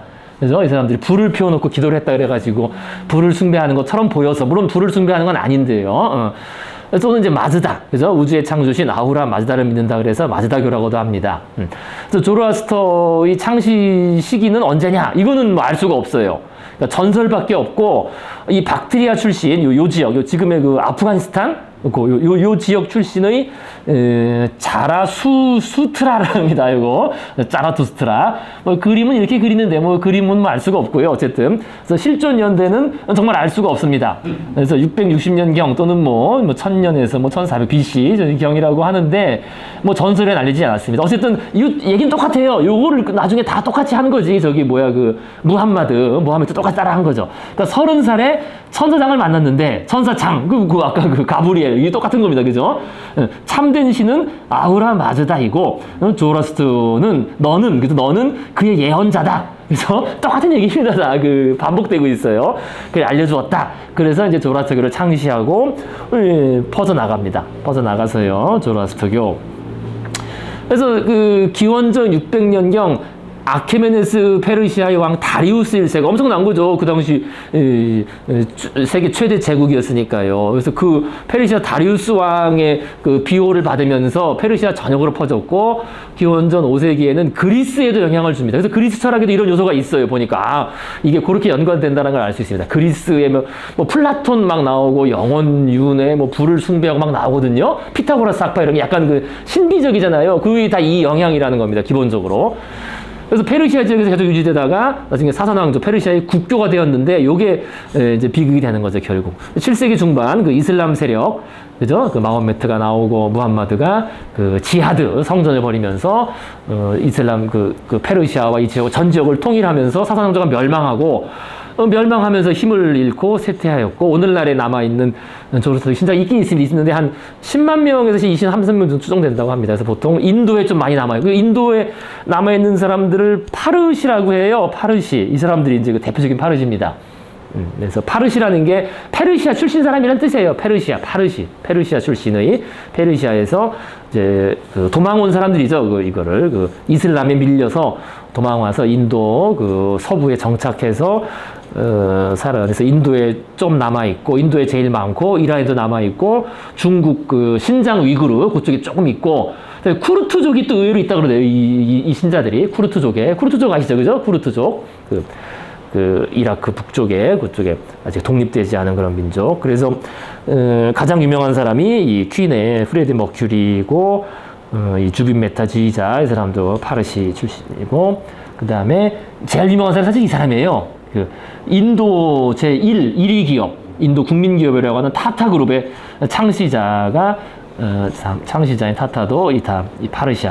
그래서 이 파르시 사람들이 인도 10대 재벌 중에서 3명이 이 조라스트교 신자라고 합니다. 그만큼 아주 경제적으로 성공한 그런 사람들이죠. 그래서 오늘날엔 저렇게 극히 일부가 남아있고, 어쨌든 한때는 꽤 전성, 한 거의 1000년 가까이 그 이슬람 페르시아 중심으로 해서 크게 번성했던 그런 지역입니다. 그런데 요게 지금 여기서는 제가 쭉 찾아보니까 이신론적인, 그죠? 듀얼리즘이라고 하는데 실제로는 유일신교로 분류가 되더라고요. 위키백과나 뭐 영어 위키백과 다 찾아봐도 유일신으로 분류하더라고요. 유일신교로. 그러니까. 보다는 선이 강하잖아요. 그렇죠. 그러니까 우주의 창조주이자 선한 힘인 아우라 마즈다. 그죠? 아까 말한 아수라. 그죠? 이 신만을 숭배의 대상으로 보기 때문에 그래서 유일신이라는 거예요. 그러니까 악을 숭배하는 건 아니라는 거지. 그래서 악의 힘이 존재한다는 건 인정하지만 신은 이 하나만을 숭배하기 때문에 이게 유일신교라는 겁니다. 그래서 그러면 이제 여기 당연히 물음이 있겠죠. 야, 그러면 악의 힘, 이 악라 마인이라고 하는 이 악의 신은 어디서 왔느냐? 그러니까 이 뜻은 뭐 대립하는 영이란 뜻으로 뭐 죽음, 고통, 거짓, 공포, 질병, 무질서, 파괴 등 모든 악과 재앙의 근원이라고 하느냐. 이게 어디서 왔느냐? 없습니다. 역시 조로아스터 교에서도 없고, 물론 뭐 있었는지 모르겠지만 그 경전이 다 소실돼 가지고 남아있는 이론이 없어요. 어쨌든 뭐 특별한 설명이 없고 그냥 어쨌든 요거는 분명해요. 그러니까 아후라 마즈다가 창조한 건 아니라는 겁니다. 이 신이 악을 창조한 건 아니지. 그죠? 그거는 맞는데 이게 어디서 왔느냐? 이거 없다는 거예요. 그냥 독립된 힘이라는, 독립된 힘. 그래서 역사관 이런 걸 보면 이제 우리가 딱 이것이 어떻게 오늘날의 종교에 흡수되는지를 알 수 있어요. 그래서 결국 선과 악이 투쟁을 해서 이 모든 일이 발생하는데 결국에는 선의 승리로 끝날 운명이다. 정해져 있다. 그리고 그 마지막 날에 악라 마이뉴를 추종하던 이들은 최후의 심판이란 말이 또 나옵니다. 최후의 심판 받을 것이다. 마지막에. 그래서 이 싸움 과정에서 인간은 적극적인 자유의지를 가지고 악에 맞서서 투쟁해야 된다. 그래야 천국에 갈 수 있다. 그 말이 나와요. 그래서 예언자 자라투스트라는 좋은 생각, 좋은 말, 좋은 행동을 하며 살 것을 강조했다고 하면 딱딱 요거. 요것이 악을 물리치는 무기다. 좋은 생각, 좋은 말, 좋은 행동을 해라. 그래가지고 프레드 머큐리가 이름을 바꾼 거예요, 이게. 원래 이름은 다릅니다. 원래 그 조로아스터교 내려온 이름이 있는데, 그러니까 자기 어릴 때 맨날 집에 나설 때마다 자기 아버지가 맨날 나갈 때마다 좋은 생각, 좋은 말, 맨날 잔소리하니 이게 그게 너무나 싫었다는 거지. 싫어가지고 이 프레드 머큐리는 어디 갔지? 프레드 머큐리는 자기 파르시라는 거를 밝히지도 않았고 그거를 믿지 않았는데요. 어쨌든 그게 너무 싫었다 그런 얘기를 했다고 합니다. 이런 참 맨날 잔소리하니까 아버지가 맨날 나갈 때마다 좋은 생각, 좋은 말, 좋은 행동 따라해 맨날 이런 식으로. 근데 이게 우리의 그 일상적인 직관, 그러니까 대중들의 그 어떤 직관에 딱 부합하는 게 요런 게 다 여기서 온 거예요. 요거. 그러니까 선행과 악행 이게 플러스 마이너스로 정립된다는 거. 정립된다. 내가 착한 일 하면은 플러스 얼마, 나쁜 일 하면은 그러니까 좋은 생각, 좋은 말, 좋은 행동하면 플러스가 되고, 그죠? 뭔가 나쁜 생각, 나쁜 말, 나쁜 행동하면 마이너스가 되고 해가지고 그게 최후의 심판에서 정산된다는 거지. 딱 계산해가지고 넌 지옥, 너는 천당 이렇게. 이게 우리의 관념에 딱 부합하는 이런 얘기가 여기서 나왔다는 거예요. 조로아스터교에서. 그래서 상당히 중요한 종교예요. 요거를 다 우리가 흡수해서 그런 관념을 가지고 있잖아요. 그죠? 일반 대중들은, 그죠? 그 신학적인 그런 건 좀 말고. 자, 그래서 어디 갔지? 요거. 그래서 영향이 중요합니다.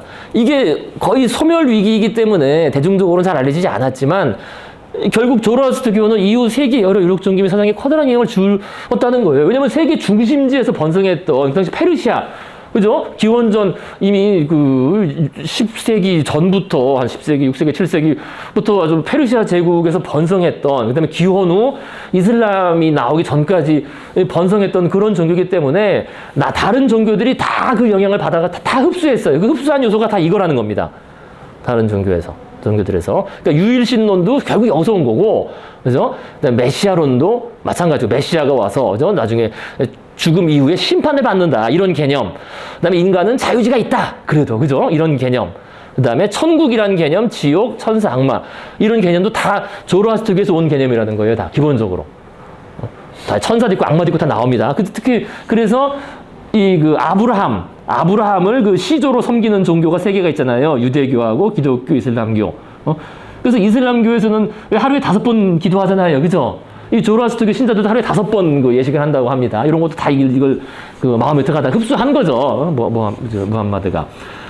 그리고 이런 북쪽 계열의 티베트 불교나 몽골 불교 등에서 이런 것들이 남아 있고 요런 거, 그죠? 이런 것들. 그다음에 플라톤 철학에도 이런 게 좀 있어요. 그죠? 죽음 이후에 강을 건너고 말고 그죠? 어떤 등등 있다는 거. 그래서 한편으로 요 조로아스터교 사상이 제가 봤을 때는 요게 우리의 어떤 호모 사피엔스의 자연적인 사고, 우리의 사회적 관계를 반영하는, 그죠? 사회적 뇌 이런 것에서 비롯된 자연적인 사고가 어떤 희망사항, 우리 죽어서도 끝나는 게 아니라 어떤 갈 곳이 있다, 그죠? 어떤 천국, 그죠? 지옥이 있고 그것이 내 의지와 어떤 그 선행과 악행, 아까 말한 대로 플러스 마이너스 이런 거랑 영향을 받고 이런 식의 인간적인 그런 거래 관계나 인간적인 사회적 관계를 그대로 반영한 그런 종교였다는 겁니다. 그래서 이 영향이 상당히 중요해요. 이 영향이. 딱 봐도 벌써 이게 우리는 기독교나 이슬람교에서 이런 얘기들을 많이 하는데 천사, 악마, 심판 이런 얘기 하는데 이게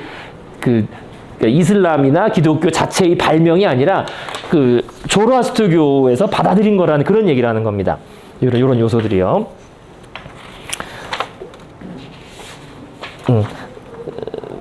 자, 그래서 지금 말씀드린 것처럼 이 얘기를 이제 보시고 읽으면 일단 쉽습니다. 그 다음에 만이교라는 것도 있었습니다. 만이교는 기원 후 3, 4세기 동안 중국에서 북아프리카로 퍼졌으며 잠시나마 로마 제국에서 기독교를 누르고 지배적인 종교가 될 것으로 예상된 적도 있었다. 하지만 만이교도들은 로마의 영원을 기독교도들에게 빼앗겼고 조로아스터교를 신봉한 사선제국은 일신교를 믿는 무슬림들에게 무너졌다. 이렇게 해서 이신교의 파도는 잦아들었다. 오늘날 이신론을 믿는 공동체는 인도와 중동의 한 줌 정도, 아까 한 10만 명 정도, 그죠? 그런 소수로 남아있을 뿐이다. 그래서 만이교는 뭐 이런 것까지 얘기하면 뭐 어쨌든 만이교도 똑같아. 만이교도 이것도 재미있는데 오늘은 뭐 사멸한 종교니까요. 중군동의 여러 종교들 이건 다 합친 거예요. 유대교, 뭐 영지주의, 기독교, 조로아스터교, 초창기 불교, 자연교 모두 다 혼합해서 이 만이라는 사람 똑같아. 그 파레티아 출신으로 12살에 하늘에서 내려온 천사에게 새로운 종교를 만들라는 계시를 받았으며 자신이 마지막 예언자다. 그래서 앞선 예언자들 아담도 예언자로 봅니다. 아담, 뭐 예수, 붓다, 조로아스터교들이 이런 사람들이 뭔가 이야기를 잘못했거나 또는 그 뒷사람들이 잘못 해석했기 때문에 그걸 바로잡아야 된다 내가. 그래서 이 사람들을 다 합쳐가지고 만이교를 창시했다고 합니다. 그래서 이 만이교는 보다 좀 뚜렷해요. 이원론이. 그러니까 신의 힘을 완전하다고 보질 않아요. 전능하지 않다고 보고 또 악의 힘도 불완전하고 그래서 둘이 빛의 영적 세계와 어둠의 물질 세계가 서로 갈등과 투쟁의 세계 만들어져서 우리는 거기서 영적인 것을 쫓아야 된다. 그래서 만이교가 이게 역사적으로 보면 상당히 빠른 속도로 여기서 시작돼가지고 막 번져나갑니다. 다른 종교들을 위협하면서 헬레니즘, 기독교, 조로아스터, 이슬람교, 불교 등으로부터 크게 오히려 박해를 받았습니다. 빨리 번져나가니까 기존에 있던 세력들이 만이교를 집단적으로 탄압하는 그런 일이 발생해서 그래서 아시다시피 유명한 어거스틴, 그래서 아우구스티누스, 그래서 기독교에서 교보로 추앙받은 아우구스티누스도 처음에는 만이교도였습니다. 한 10년 동안 만이교를 믿다가 기독교로 개종하였고 만이교를 강하게 비판하는 그래서 이거로부터 유명해져가지고 이제 만이교를 더 아주 이단이나 사파로 탄압하고 비판하는 그런 일이 벌습니다. 그래서 결국 이건 다 이제 완전히 사멸했죠. 중국에 마지막까지 남아있다가 사멸된 그런 종교입니다. 만이교. 그 다음에 영지주의라고 나오는데요. 요거는 좀 이따 나오면 그때 잠깐 보도록 하시겠습니다. 거노시스파. 자, 계속 보시면요. 그렇지만 일신교의 물결이 정말로 이신교를 싹 쓸어낸 것은 아니었다. 지금 이제 이게 말하는 게 그 영향이에요, 영향. 그래서 일신교인 유대교, 기독교, 이슬람교는 다 이게 아브라함, 그죠? 아브라함의 종교들이죠. 이신교에서 수많은 신앙과 관례를 흡수했으며, 그래서 아까 말한 것처럼 뭐 기도 5번 하는 거 이런 거 다 그런 거 다 많이 흡수했다는 겁니다. 오늘날 우리가 일신교라고 부르는 것의 가장 기본적 사상 일부는 사실 그 기원이나 정신이 이신교적이다. 그러니까 한마디로 조로아스터교 영향이 엄청나다는 거예요, 이거. 그래서 수없이 많은 기독교인, 무슬림, 유대교인이 강력한 악의 힘에 존재한다고 믿는다. 그죠? 악의 힘이. 그죠? 사탄, 마귀. 예. 기독교인이 악마라고 부르는 그런 존재다. 그래서 이 존재는 선한 신에 대항해 독자적으로 싸울 수 있고 신의 허락 없이 파괴를 불러올 수 있다. 그죠? 사탄, 악마가 그렇다는 것이고 이것은 뭐 신이 창조한 건 아닌데 어디서 왔느냐? 설명은 없고 어쨌든 조로아스터교적인 그런 요소가 그대로 그죠? 여기 이렇게 영향을 받아서 뜨는 겁니다.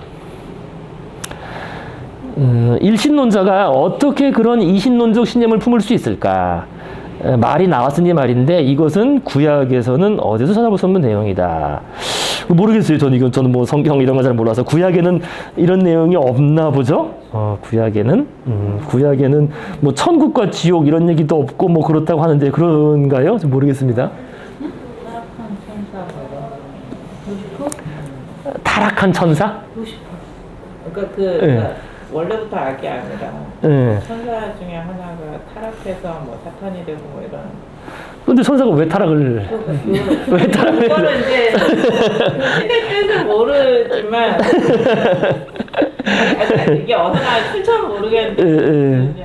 그래서 설명하다 보니 그런 얘기가 나오는 거겠죠, 그죠? 항상. 뒤에 바로 나오잖아요. 그러니까 이제 일신론자가 이신론적 신념, 그러니까 이런 악이 존재한다는 거를 논리적으로는 이제 불가능하겠죠, 그죠? 논리적으로는, 그러니까 전지전능한 유일신을 믿거나 둘 다 전능하지 않은 서로 대립되는 힘을 믿거나 할 수 있는 이게 이제 만이교가 이렇게 간 거죠, 그죠? 둘 다 전능하지 않은 선, 악 이런 식으로 간 건데. 하지만 인간에게는 모순을 믿는 놀라운 능력이 있다. 이게 정말 놀라운 능력이에요, 이거. 정말 놀라운 능력이에요, 이거 아주 중요합니다, 아주. 좀 이따 말씀드리고요. 자, 그러므로 수백만 명의 경건한 기독교인, 무슬림, 유대교인들이 전능한 신과 독립적인 악마를 둘 다 동시에 믿는다고 해서 놀랄 필요는 없다. 수없이 많은 기독교인, 무슬림, 유대교인은 심지어 선한 신이 악과 싸울 때 우리의 도움이 필요하다고 상상한 데까지 나아갔다. 이런 상상은 여러 가지를 고취시켰는데 그 중에는 지하드, 그죠? 지하드 성전, 이슬람의 성전, 그다음에 십자군, 그죠? 성전 일으켜야 한다는 요구도 포함된다. 그래서 이 모순을 믿는 능력이 사실 놀라워요. 이게 왜 놀랍냐면은요. 우리가 오늘날 컴퓨터는 모순을 믿을 수 있을까? 어떻게 될까요? 컴퓨터 모순 집어넣으면 터져버리죠. 컴퓨터는, 그죠? 컴퓨터는 이게 플러스 마이너스 집어넣으면 꽝 터져버리지. 동시에 집어넣으면, 그죠? 그러니까 이게 인간 사유가 대단한 거예요. 한편으로는 인간은 모순을 이걸 집어넣고 상상을 할 수 있어. 어쨌든, 그죠? 대단한 거예요. 그게 한편으로는. 어쨌든 컴퓨터한테 있을 수 없는 일입니다. 그래서 이제 그것도 우리가 인간의 지능을 설명할 때 아주 중요한 얘기죠. 모순을 사고할 수 있는 능력. 그래서 어떻게 가능한 것이냐? 컴퓨터는 과연 가능할까? 쉽지 않다는 거죠. 컴퓨터는. 자, 그 다음 계속 가시면요. 또 다른 이신교인 그노시스파와 마니교의 핵심 개념은 육체와 영혼, 물질과 정신을 정확하게 구분한다. 이들 종교에 따르면 선신은 정신과 영혼을, 악신은 물질과 육체를 창조했고, 인간은 선한 영혼과 악한 육체의 전쟁터 역할을 한다. 그래서 일신교적 시각에서 보면 이것은 이치에 맞지 않다. 육체와 영혼, 물질과 정신을 그렇게 정확히 구분해야 할 이유가 어디 있는가? 육체와 물질이 악하다고 주장하는 이유는 무엇인가? 어쨌든 만물은 동일한 선한 신이 창조한 것이 아닌가? 하지만 일신론자들은 악의 문제를 다루는 데 도움이 된다는 이유에서 이신론자들의 이분법에 매혹될 수밖에 없었다. 그러므로 이 317페이지 이 선과 악의 대립은 결국 기독교와 무슬림 사상에 소속이 되었다. 그러니까 조로아스터교의 그런 개념을 받아들였다는 겁니다. 그래서 천국이라는 개념도 마찬가지예요. 천국, 선신의 영역과 지옥, 악신의 영역에 대한 믿음 역시 그 기원은 이신론에 있었다. 지금 말씀드린 조로아스터교에서 그 천국과 지옥 그런 개념이 나왔다는 겁니다. 그러니까 구약에는 이런 믿음이 흔적조차 없다. 이거 모르겠어요. 저는 구약은 안 훑어봐서. 없다고 하니까 없겠죠. 그러니까 구약에는 천국, 지옥 이런 말이 없나 봅니다. 사람들의 영혼이 육체가 죽은 다음에도 계속 산다는 주장 또한 전혀 나오지 않는다. 구약에는 없나 봐요, 이런 게. 자, 그래서 여기 이 영지주의는 뭐 별거 아니고, 이거는 그노시스라는 게 이게 원래 지식이라는 뜻이에요. 지적인 것, 그죠? 그노시스파. 그래서 그 교회의 정통 가르침이나 전통 권위에 대항하여 개인적인 영적 어떤 지식 또는 지적 깨달음을 강조하는 집단. 그러니까 다시 말해서 교회의 가르침, 그죠? 신부나, 그죠? 이 교리에 따라서, 사는 것보다는 개인적인 깨달음이 중요하다. 이게 상당히 개신교적이죠. 그죠? 약간 이런 게 있었던 거예요. 옛날에도. 카톨릭 초창기에도. 그래서 믿음, 단순히 믿음보다는 어떤 깨달음. 이게 지적인 그노시스가 구원의 수단이다. 그런 쪽을 강조한 입장이라고 합니다. 근데 이거는 뭐 어떤, 하나의 주장이라기보다는 여러 다양한 집단이에요. 그러니까 큰 틀에서 믿음보다는 깨달음이 있어야 된다라는 그런 입장입니다. 그 정도만 아시면 되겠습니다. 그래서 영지주의, 이 그노시스파 나왔으니까요. 자, 그래서 결론적으로 사실 일신론은 역사에서 나타나듯이 일신론과 이신론, 다신론, 애니미즘 유산이 하나의 신성한 우산 밑에 뒤섞여 있는 만화경이다. 보통 기독교인은 일신론의 하나님만이 아니라 이신론 쪽엔 악마, 다신론 쪽엔 성자, 또는 애니미즘 유령, 그걸 모두 믿는다. 종교학자들은 이처럼 서로 다르고 심지어 상충하는 사상을 동시에 인정하는 행위와 각기 다른 원천에서 가져온 의례와 관례를 혼합한 행위에 대한 명칭으로 제설혼합주의, 그저 짬뽕이라는 거절을 썼다.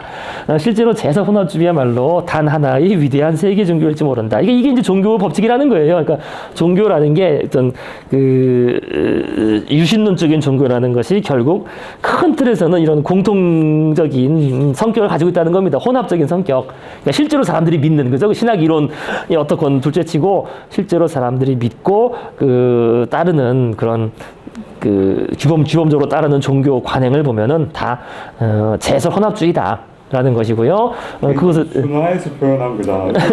강하게 이야기하면 종교는 인간이 필요해서 만든 것이다. 이렇게 가는 건데 그건 얼마든가. 그리고 이제 제가 한 표현으로는 그거죠. 뭐 제가 한 표현이 뭐냐면 과학적인 관점에서 이런 거죠. 그건 지금 현재의 종교들의 모습은 대략적으로 우리 호모사피엔스의 진화한 자연적인 직관이나 희망사항을 반영해서 이렇게 만들어지기 때문에 점점 모양이 비슷해진다는 겁니다. 그런 모습들이. 그런 식으로 이야기를 한번 해볼 수 있겠다는 겁니다. 물론 신학적인 얘기는 또 다를 수 있겠지만은요, 일단 그 논리적인 관점과 현실, 그죠? 논리적 관점과 현실의 어떤 괴리를 보면서 현실적으로는 그런 식으로 종교가 비슷비슷하게, 그죠? 짬뽕식으로 이렇게 운영되고 있다, 뭐 그런 얘기를 하는 거겠죠. 자, 그 다음에 이제 자연의 법칙이라고 나왔습니다. The nature of law, 자연의 법칙. 이건 자연의 법칙 종교라는 거예요, 결국에는. 지금껏 우리가 논의한 모든 종교는 하나의 공통된 특징이 있다. 모두가 신을 비롯한 초자연적 실체, 그러니까 이게 초자연적이란 말이 자연을 아예 또 넘어서 있다는 겁니다. 그죠? 자연을 넘어선 그런 실체에 대한 믿음에 초점을 맞춘다는 점이다. 주로 일신교와 다신교. 멈추어라 이러면 해도 멈출 수 있어요. 그렇죠. 예, 그렇죠. 자연 법칙 자체를 컨트롤할 수 있는 거죠. 자연 법칙 자체를 컨트롤할 수 있는. 하지만 사실은 그러니까 주로 일신교와 다신교에 익숙한 서구인들에게는 매우 당연해 보일지 모른다. 하지만 사실은 세계 종교사가 신들의 역사로만 요약되는 것은 아니다. 기원전 1000년부터 완전히 새로운 종류의 종교가 아프로아시아로 퍼져나가기 시작했다. 인도의 자이나교와 불교, 중국의 도교와 유교, 지중해 분지의 스토아 철학, 견유 철학, 에피쿠로스, 이거 뭐 일일이 하려면 시간 너무 걸려서 따로 설명 안 하겠습니다. 일단 넘어가겠습니다. 그래서 그 어떤 신생 종교들의 특징은 신을 섬기지 않는다는 것이다. 그죠? 어떤 그 슈퍼 내추럴, 그죠? 자연을 넘어선 신을 섬기지는 않는다는 거예요. 그래서 이들의 신조에 따르면 세상을 지배하는 초인적, 요건 또 다르죠. 요거는 슈퍼 휴먼이죠. 인간을 넘어선, 그죠? 인간을 넘어선 질서는 신의 의지와 변덕이 아니라 자연 법칙의 소산이라는 거예요. 그러니까 슈퍼 내추럴은 아닌 거지, 그죠? 내추럴한 법칙, 그죠? 내추럴로의 소산이다. 이런 자연 법칙 종교들 중 일부는 여전히 신의 존재를 믿었지만 그 신들도 인간이나 동식물 못지않게 자연 법칙의 지배를 받는 존재라고 보았다. 그러니까 신들은 코끼리나 호저처럼 생태적 지위를 차지했으며 신들도 코끼리와 다름없이 자연 법칙을 멋대로 바꿀 수가 없었다. 그 자연 법칙이 최고의 법칙이 되는 거죠. 그래서 대표적인 사례가 고대 자연 법칙 종교 중에서 가장 중요한 불교다. 불교는 지금도 주요 종교로 남아 있다.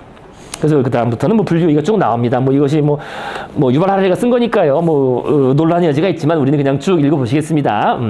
불교에 대한 간단한 스케치겠죠. 이제 서구인들한테 이제 소개하는. 불교의 중심 인물은 신이 아니라 인간 고타마 시다르타다. 불교 전통에 따르면 고타마는 기원전 500년경 히말라야에 있던 작은 왕국의 후계자였다. 이 젊은 왕자는 주변에서 볼 수 있는 모든 고통, 그죠? 고통이 제일 중요한 개념이죠. 고통에 깊은 영향을 받았다. 남자와 여자, 어린이와 노인 모두가 전쟁이나 전염병 같은 우연한 재난뿐만 아니라 고민, 좌절, 불만으로 고통을 겪고 있었는데 그 모두가 인간 조건의 필수적인 부분처럼 보였다. 사람들은 부와 권력을 추구하고 지식과 소유물을 얻으며 아들, 딸을 낳고 집과 항공을 짓는다. 하지만 무엇을 일으켜도 결코 만족할 수 없다. 가난하게 사는 사람은 부자를 꿈꾼다. 100만을 가진 사람은 200만을 원한다. 200만을 가진 사람은 1천만을 원한다. 이게 이제 그거죠. 그 쾌락의 역설이라 그래서 왜 돈은 왜 바닷물과 같다, 그죠? 바닷물 마시면 마실수록 더 그 목이 탄다, 뭐 그런 얘기입니다. 그 만족할 일이 수가 없다는 거예요. 심지어 부와 명성을 가진 사람도 만족한 일이 드물다. 이들 역시 끝없는 괴로움과 걱정에 사로잡혀 살다가 결국 늙고 병들어 죽는 비참한 최후를 만난다. 그 사람이 쌓은 모든 것은 연기처럼 사라진다. 삶은 극심하고 무의미한 생존 경쟁이다. 그러니까 죽고 나면 아무것도 없는 무의미하다는 겁니다. 그럼 어떻게 여기서 벗어날 수 있을까? 고타마는 29세에 가족과 재산을 뒤로 하고 한밤중에 왕궁을 빠져나왔다. 자, 319페이지입니다. 그는 고통을 벗어나는 길을 찾으며 집 없는 방랑자로 인도 북부를 구석구석 떠돌았다. 그는 아시람이라고 하는 그 당시 힌두교 수행처들을 방문해 구루가 깨달은 자, 스승이죠, 스승, 그죠? 스승들의 발치에 앉았지만 아무것도 그를 완전히 해방시켜주지 못했다. 모종의 불만이 항상 남아있었다. 그는 좌절하지 않았다. 완전한 해방의 길을 설 때까지 스스로의 힘으로 번뇌를 연구하기로 결심했다. 그는 6년에 걸쳐 인간 번뇌의 핵심과 원인과 치유법에 대해 명상을 했고 마침내 그 번뇌의 원인은 불운이나 사회적 불공정, 신의 변덕이 있는 것이 아님을 깨달았다. 번뇌는 사람의 마음이 행동하는 패턴에서 일어나는 것이었다. 그러니까 뭐 간단히 말하면 그거잖아요. 나뭇가지가 흔들린 게 아니라 네 마음이 흔들린 거다 그런 얘기잖아요, 그죠? 그죠? 나뭇가지가 흔들린 게 아니라 네 마음이 흔들리는 거다. 고타마는 다음과 같이 통찰했다. 마음은 무엇을 경험하든 대개 집착으로 반응하고 집착은 항상 불만을 낳는다. 마음은 뭔가 불쾌한 것을 겪으면 그것을 제거하려고 집착하고 뭔가 즐거운 것을 경험하면 그 즐거움을 지속하고 배가려고 집착한다. 그러므로 마음은 늘 불만스럽고 평안에 들지 못한다. 이 사실은 우리가 고통 같은 불쾌한 경험을 할 때 매우 분명해진다. 고통이 지속되는 한 우리는 불만스럽고 고통을 피하기 위해 할 수 있는 일은 무엇이든 한다. 하지만 우리는 즐거운 일을 경험해도 결코 만족하지 못하고 즐거움이 사라질까봐 두려워하거나 더 커지기를 희망한다. 사람들은 사랑하는 사람을 찾기를 며느시 꿈꾸지만 실제로 찾았을 때 만족하는 일은 거의 없다. 이 말 하려면 이런 얘기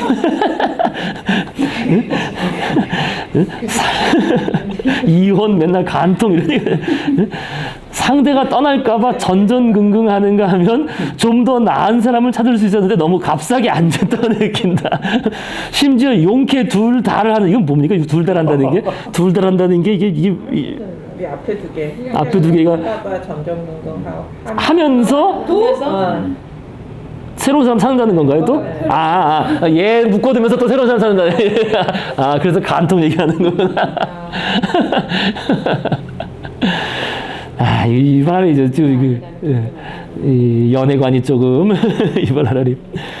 자, 그 다음 문단이요. 그래서 위대한 신들은 우리에게 비를 보낼 수도 있고 사회제도는 정의와 좋은 의료를 제공할 수 있으며 우연한 행운은 우리를 백만장으로 만들 수 있다.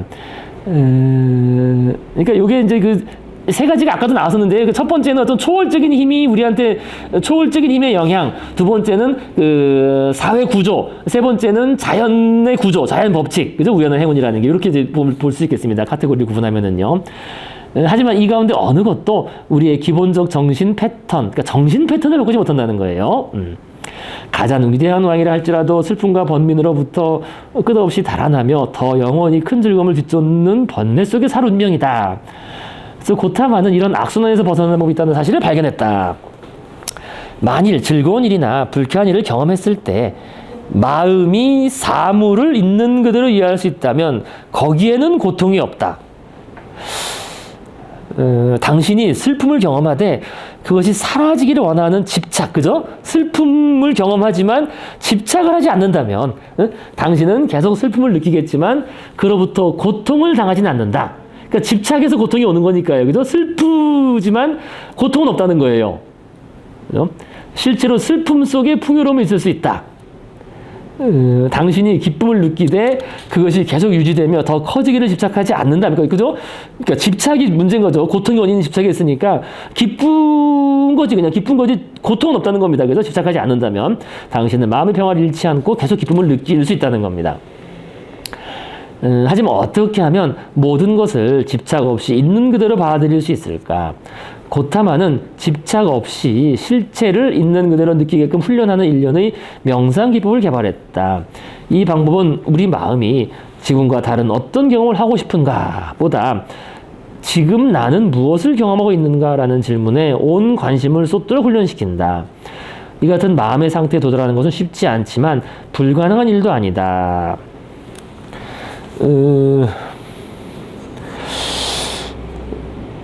고타마는 이런 명상 기법을 일련의 윤리적 규칙들 위에 구축했는데 그 규칙들은 우리가 집착이나 환상에 빠지지 않으면서 실제 경험에 초점을 맞추기 쉽도록 하는 데 목적했었다. 그는 추종자들에게 살생, 음행, 도둑질을 표하라고 했는데 이런 행동은 반드시 집착, 그러니까 권력과 감각적 기쁨 그리고 부에 대한 그런 집착에 불을 지피기 때문이었다. 불이 완전히 꺼지면 집착은 완벽한 만족과 평온의 상태와 자리를 바꾸게 되는데 이것이 바로 열반이다. 열반은 문자 그대로 불극이란 뜻이다. 그래서 열반에 이른 사람은 모든 고통에서 해방된다. 이들은 실제를 극도로 분명하게 경험하며 환상이나 망상에서 자유롭다. 이들도 분명 불쾌함이나 고통과 맞닥뜨릴 테지만 그런 경험은 이제 아무런 정신적 고통을 일으키지 않는다. 집착이 없는 사람은 고통받지 않는다. 불교 전통에 따르면 고타마는 그 자신이 열반에 들었으며 고통으로부터 완전한 자유를 얻었다. 그는 부처로 알려졌다. 깨달은 자라라는 뜻이다. 그래서 부처는 모든 사람이 고통에서 벗어날 수 있게 하기 위해서 여생을 다른 사람들에게 자신의 발견을 전하는 데 바쳤다. 그는 자신의 가르침을 한 가지 법칙으로 요약했다. 번뇌는 집착에서 일어난다는 것. 그래서 번뇌에서 완전히 벗어난 유일한 방법은 집착에서 완전히 벗어나는 데 있다는 것. 집착에서 완전히 벗어나는 유일한 방법은 실제를 있는 그대로 경험하도록 마음을 훈련시키는 데 있다는 것이었다. 그래서 법과 다르마, 그죠? 달마, 그죠? 다르마로 알려진 이 법칙은 불교도에게 보편적 자연 법칙으로 이해되고 있다. 그러니까 고통은 집착에서 생긴다는 것은, 그죠? 이건 뭐 초월적인 진리도 아니고, 그죠? 자연 법칙이죠. 우리가 항상 그렇게, 그러니까 언제 어디서나 진리다. 즉 현대 물리학에서 E는 늘 MC 제곱과 같은 것과 마찬가지다. 불교도는 이 법칙을 믿고 모든 행동의 지주로 삼는 사람들이다. 한편 신에 대한 믿음은 이들에게 그리 중요치 않다. 일신론적 종교의 제일 원리는 신은 존재한다. 그분은 나에게 무엇을 원하시는가인 반면 불교의 제일 원리는 번뇌는 존재한다. 나는 거기서 어떻게 벗어날 수 있는가라는 것이다. 이런 이야기였습니다. 자, 그래서요. 이제 그 다음은 저 다른 인데 불교에 대한 이야기가 뭐 어떻게 뭐 설명이 잘 됐는지는 모르겠습니다. 이걸 통해서. 네, 이 정도면 잘 돼 있죠. 일반적으로 이 정도면 뭐. 불교를 설명한 게 아니고 사실 불교는 그렇지 않죠. 종교화된 불교는 그렇죠. 오히려 뭐 잘되게 해주십시오라는 구복적인 경향이 그래서 이제 그건 이제 뒤에 바로 나옵니다. 처의 붓다. 붓다 잘하는 것들. 그래서 요거 가서 시간이 벌써 다 됐네. 요거 한 가지만 얘기하고 오늘 마무리하겠습니다. 그러면요. 그래서 이게 이제 자연의 법칙이라는 말이나 요건 이제 다음 시간 내가 좀 더 자세히 이제 이해가 되겠고요. 어쨌든 핵심은 번뇌는 집착에서 일어난다. 그죠? 집착에서 완전히 벗어나는 유일한 방법은 실제를 있는 그대로 경험하도록 마음을 훈련시킨 데 있다. 근데 저는 여기 동의할 수 없어요. 이게 명상법이라는데 명상한다고 이걸 알 수 있나? 실제로 있는 그대로 경험할 수 있나? 명상한다고? 우리는 그렇게 만들어진 존재가 아니거든요. 우리는 동물 신경계를 가진 존재로서 명상을 통해서 실제로 있는 그대로 이게 무슨 말인지 알겠는데 오히려 활동을 함으로써 그거를 알 수 있을 거예요. 활동. 그러니까 조용한 명상으로는 내가 무엇을 경험하고 있는지 사실 알 수가 없어요. 좀 한편 생각하면 그래요. 아니 그 여기 너무 축약시켜놔서 명상을 통해서 저렇게 이러는 건 아니지. 근데 이제 명상 얘기를 많이 하니까 여기 나와서 그런 건데 명상 그렇고 어쨌든 근데 여기서 핵심적인 문제는 요거예요. 근본적인 문제는. 그러니까 다르마가 이제 뭐 일반적으로 사물의 본질적인 법칙 우주 질서라고 이렇게 얘기하는데 뭐 뜻은 좀 포괄적이지만은요. 요거 말고도 어쨌든 불교의 보편적인 법칙이라는 겁니다. 그래서 고통은 집착에서 생긴다. 그 번뇌는 존재한다. 그럼 나는 거기서 어떻게 벗어날 수 있는가라고 질문을 했는데 사실 더 근본적인 질문이 있어요. 그럼 왜 벗어나야 되는데? 사실 그게 있어요. 왜? 더 근본적인 질문. 전제에 대한 물어. 야, 모든 게 고통이야. 어떻게 하면 고통에서 벗어날까? 근데 그거 왜? 그래서 우리는 왜 번뇌 고통에서 벗어나야 할까? 그죠? 왜 고통에서 벗어나려고 하는 것일까? 그죠? 왜 벗어나야 하는 거? 이거 답변이 뭐예요? 왜 벗어나야 돼? 그죠? 답변 고통스러우니까. 이건 동어 반복이죠. 그죠? 고통이고 이거는 그거는 자연적인 성향 아니냐 이렇게 답하면 이제 문제가 돼요. 이게 고통을 피하는 것, 어떤 번뇌, 괴로움에서 벗어나는 것, 그거 너무나 당연한 거 아니야? 근데 그게 당연하다는 게 어떤 전제잖아요. 전제, 깔려있는 전제. 그죠? 근데 그거 왜 벗어나야 돼? 근데 자연적인 성향이라고? 근데 이렇게 되면 어떻게 돼? 이렇게 말하는 순간 번뇌에서 벗어나려는 것 자체가 이미 어떤 굴레, 그죠? 자연적인 성향이라는 굴레에 속박되어 있다는 거지. 사실. 그죠? 그래서 이 문제가 생긴다는 거예요, 저는 여기에. 벗어날 수 없다는 거죠. 자연적으로 그렇죠. 예. 그렇죠. 벗어날 수도 없고, 이 자체도 이미 속박이라는 거지. 벗어나려고 고민하는 것 자체도. 그죠? 한편으로는, 그죠? 새로운 속박으로 다가올다는 이런 식의 이론적인, 논리적인 문제를 제기해 볼 수 있겠습니다. 여기는 제시 안 된 건데요. 그죠? 그래서 이제 요거는 우리가 이제 나중에 몇 장에 19장에 스스로 믿는 인간 때문에 논리적으로는 안 돼. 그러니까 유전자 입장에서는 나중에 이제 나오겠지만 우리 이제 19장에 행복 나오고 고통 나오고 할 때 이게 아까 말씀드린 고통이라는 게 이게 수단이기 때문에 수단으로 진화한 거예요. 그죠? 그냥 가진 게 아니지, 우리가. 그죠? 우리가 생명체가 진화하면서 고통, 행복, 쾌락을 유전자가 우리한테 부여한 건데 이건 유전자의 보존과 증식을 위한 수단으로 준 거라고요. 그러니까 유전자 입장에서는 얘가 고통스러워도 상관없어요. 더 심하게 고통을 겪어서 유전자가 많이 퍼진다면 성공인 거예요, 오히려. 그죠? 그러니까 기본 설정은 고통을 피해서 고통스러운 상황에서 벗어나는 것이 유전자의 번식에 도움이 되는 상황으로 설정이 되어 있지만은 꼭 그런 목적은 아니라는 거예요, 이게 한편으로는. 근데 고통도 사실 네. 두 가지 종류가 있잖아요. 유전자나 뭐 이런 데서 이야기하는 고통은 찔렀을 때 아프고 뭐 이런 고통들에 맞춰져 있는 거고, 그러니까 반응이 들어왔을 때 하는 그런 거고, 여기서 말하는 것도 여기도 둘로 나눠놨잖아요. 마음의 고통이라고 표현하고 있는 거는 그 심리 현상이니까 심리 현상의 고통과 육체적인 이 물리적인 어떤 접촉에서 오는 고통을 좀 구분을 해줘야 될 것 같은데. 그 구분이 심리적인 걸 더 많이 붙여는 것 같아요. 우리가 원래 듣기로는 처음에 왕자가 나와서 원래 전혀 모르고 있었던 생로병사를 겪었다고 하잖아요. 그러니까 제가 느끼기에는 이제 부처가 말하는 거는 생로병사에서 느끼는 그런 고통, 그러니까 늙을 걸 피할 수도 없고 그거는 자연 법칙이 맞잖아요. 늙거나 병들거나 죽거나, 그러니까 그거는 속박이만 여기서 말하는 거는 마음의 고통도 고통이지만.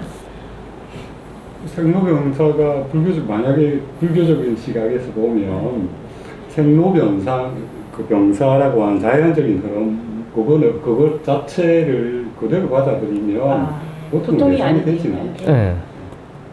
그거에 대한 집착, 그 현상으로 그냥 받아들이고 생로병사 그것으로부터 벗어나려고 하는데 그게 안 되니까 거기서 고통이 집착을 하면서 고통을 느낀다는 거죠. 계속 이야기하는 집착이라는 부분이 강조를 하는 거니까 그런 부분에서는 나중에 유전자 이야기하고 나면 좀 더 봅시다. 예, 뭐 오늘 뭐 그거에 대한 집착인 거니까 다루기는 하냐, 그죠? 여기서 말하는. 네, 어떤 의미에서 정신적인 고통인 거죠. 심리적인 고통.